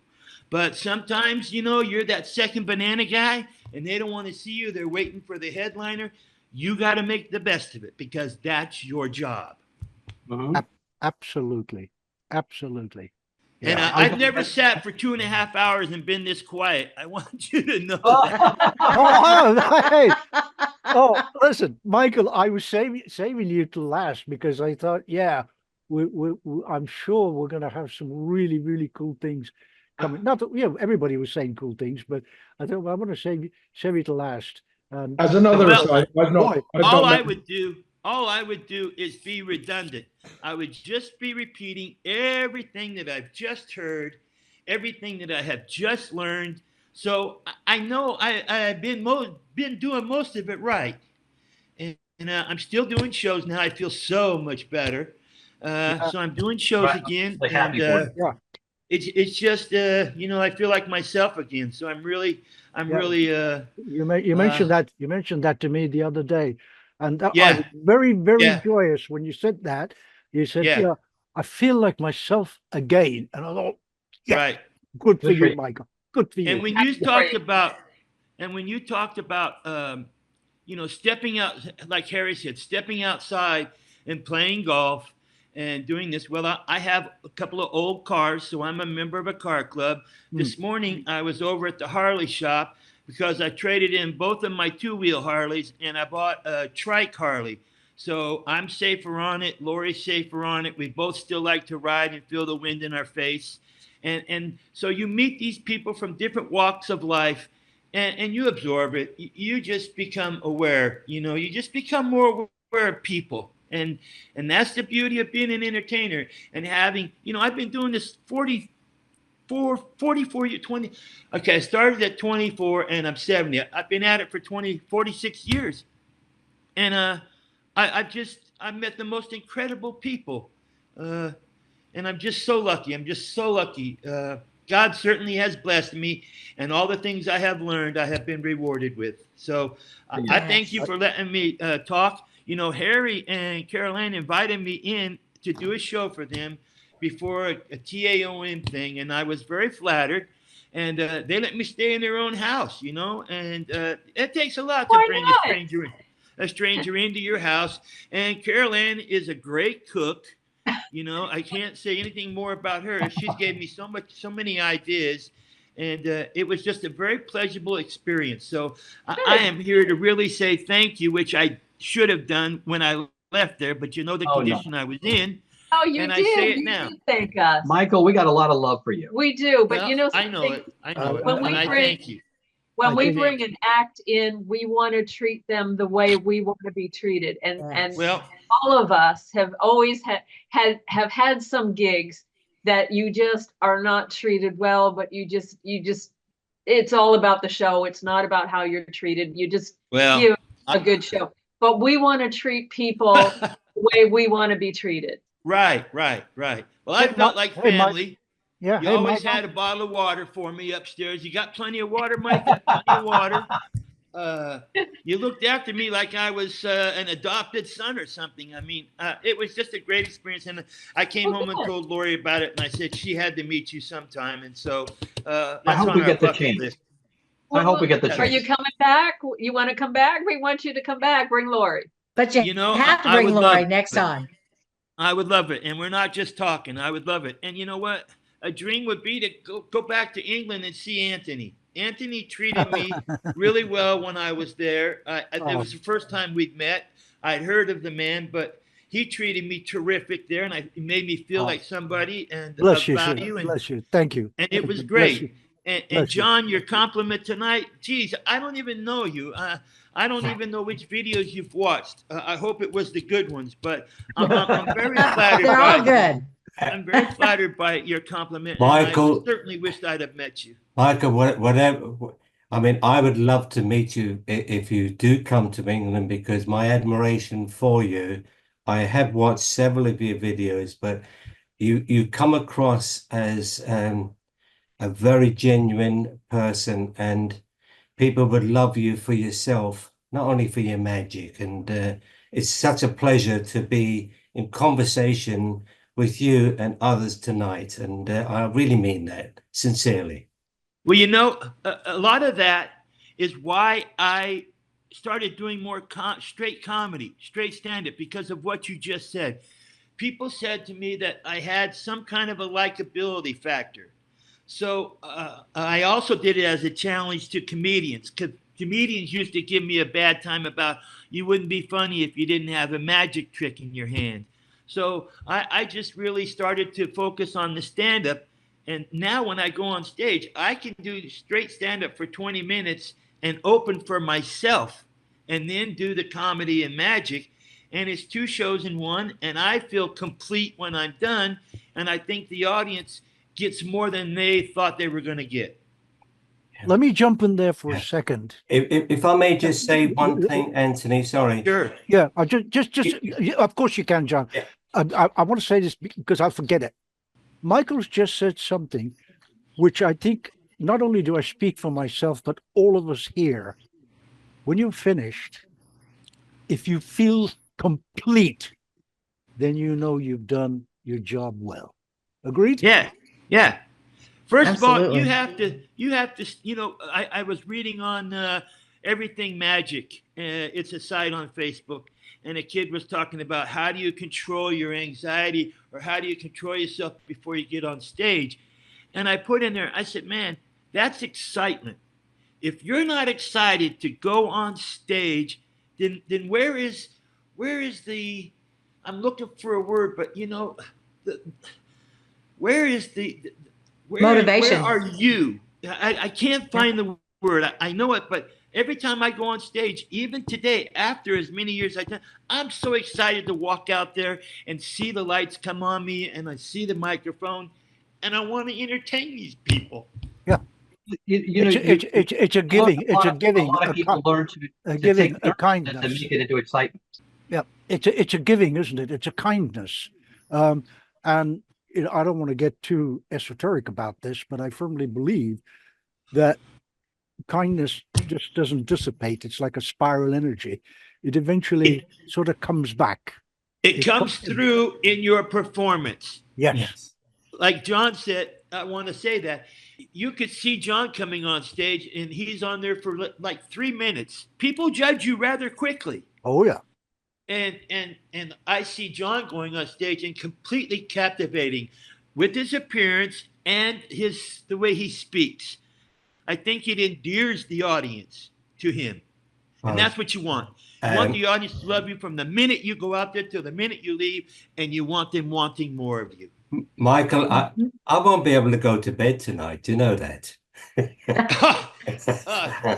I won't sleep tonight. I won't sleep tonight because I was talking about taking pieces of everyone, and I've certainly taken a piece from watching you perform. And one of your videos is when you opened up about yourself.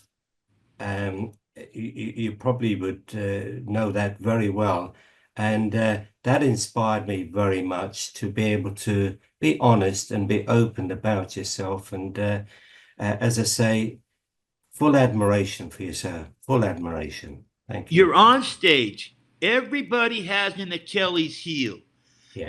And I think you're talking about the Live in Lake Tahoe, where I did mention that on a video for the very first time, and I never mentioned it after. Yeah. But it was a moment where you have to share who you are and understand everybody is vulnerable. Everybody has that little weak spot.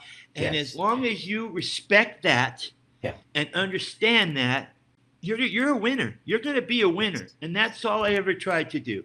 Because I know think magic has a way of curing the foibles that we have as human beings. And it's part of the community that we're in as well. I thank my lucky stars every day that my mom and dad hired people like Michael. And I got to meet you when we were youngsters, because they sought out the talent and the human beings that create that talent. And we miss our mom and dad, but I'm thankful for all my brothers and sisters in magic because of it. Yeah, I never knew your dad. Blessings for his memory, but I met your mom and sat with her in the car a few times, and got suitably magic mom. She was. Got suitably admonished by her as well, because I said something. I didn't mean it in a bad way, but she kind of went and gave me that look and replied, "Dear Terry, bless her." Yeah. Lovely, lovely, lovely lady. Yeah. Oh, ladies and gentlemen, my Zoom director has just informed me that we have run way over time. And the reason for that, sometimes this happens in the meet and greet. When I did the show with Howard Hamburg, we were great. And then the meet and greet went on for like from here to Christmas, because everybody wanted to talk and jump in. Well, this is great. Thank you, So, thank you all. Tony, so when are we going to start? Because Let me say thank because- you. Let me say thank you, Anthony. You got a hold of me right away when you said Harry was going to be on there, and I said I won't miss it, and I'm glad I didn't. I got to see PJ. I got to meet John. I got to say hello to Aiden and to the rest of the people who joined us. Geez, I think it was a great afternoon, and I appreciate it. I love you all so very much. Harry and Carol Ann, I hope to see you soon. PJ. Hope so. And boy, if I can get to England, John, you'll be the first person I'm going to be looking for. You would be more than welcome. My front garden would be a welcome for you. And I would love to see it. And thanks to Carol Ann, I'm in better shape and able to do these things once again. So Wonderful. thank you, Carol Ann. Good to know. And by the way, thank you, Michael, for the kind words. That was really Yes. nice what you wrote on Hey, Facebook. yeah, Thank you. I've known you a long time, and we've been through, our little ups and downs, and that was my fault. And you know how much I try to tell you how much I love you guys, and thank you. No, we love you too. We love you too. Anthony, thank you so much for having us. Thank you, Harry. Take care, Caroline, Anthony. for your- Take care, PJ. Thank you. An absolute pleasure, everybody. Thank you. Thank you, Harry, Caroline, for a both- lovely evening. Thank you. Thank you. Thank you, From John. God bless you all. both personal and professional level. Thank you, Anthony. I shouldn't say this, but I will. This is probably one of the best Darkstone dossiers I've had. And I've had all the names, as they Oh, say. no. Yeah. No, really. And it was great having Michael come We on. can edit that part out. Michael, you and I are due for a long Zoom catch-up chat, and we will do that. I would love to. Yeah, I Anytime know. you want. Okay, thank you. You know Good what? night. I might Good night. even fly out to Arizona and do that in person. You never know. Give me a heads up so I can have the shrimp chips here. Well, forget the shrimp chips. I'll bring my own. Have the hot sauce ready. I got the hot sauce for you. Yeah, I know. Listen, Hey, Michael, compadre. Listen, Michael, next compadre. time You're talking to a man who can eat raw chilies. You understand? Okay, come on. I What, want Harry? to try. I want to try this hot sauce. Yeah, bring him up. No. Bring him up. So, Austin, bring him up on spotlight so we can see the sauce. Oh, I that's tell you, yeah. I just got a Yeah, request. Harry, I got 9 bottles going out to somebody, 4 bottles going out, and 2 bottles going out, and we just got the shipment in. So I love you again. I could take off, but thanks. Yep. Thank you, guys. God Because bless you, Michael. Mark, thank you again, for everybody. having us, Tony. Thank you for Oh, having us, my Anthony. We just love being here. Absolute Thanks, pleasure. everybody. My absolute pleasure. Thank you Thank all you, for being everyone. here. PJ, love you. Take it Bye, easy. everybody.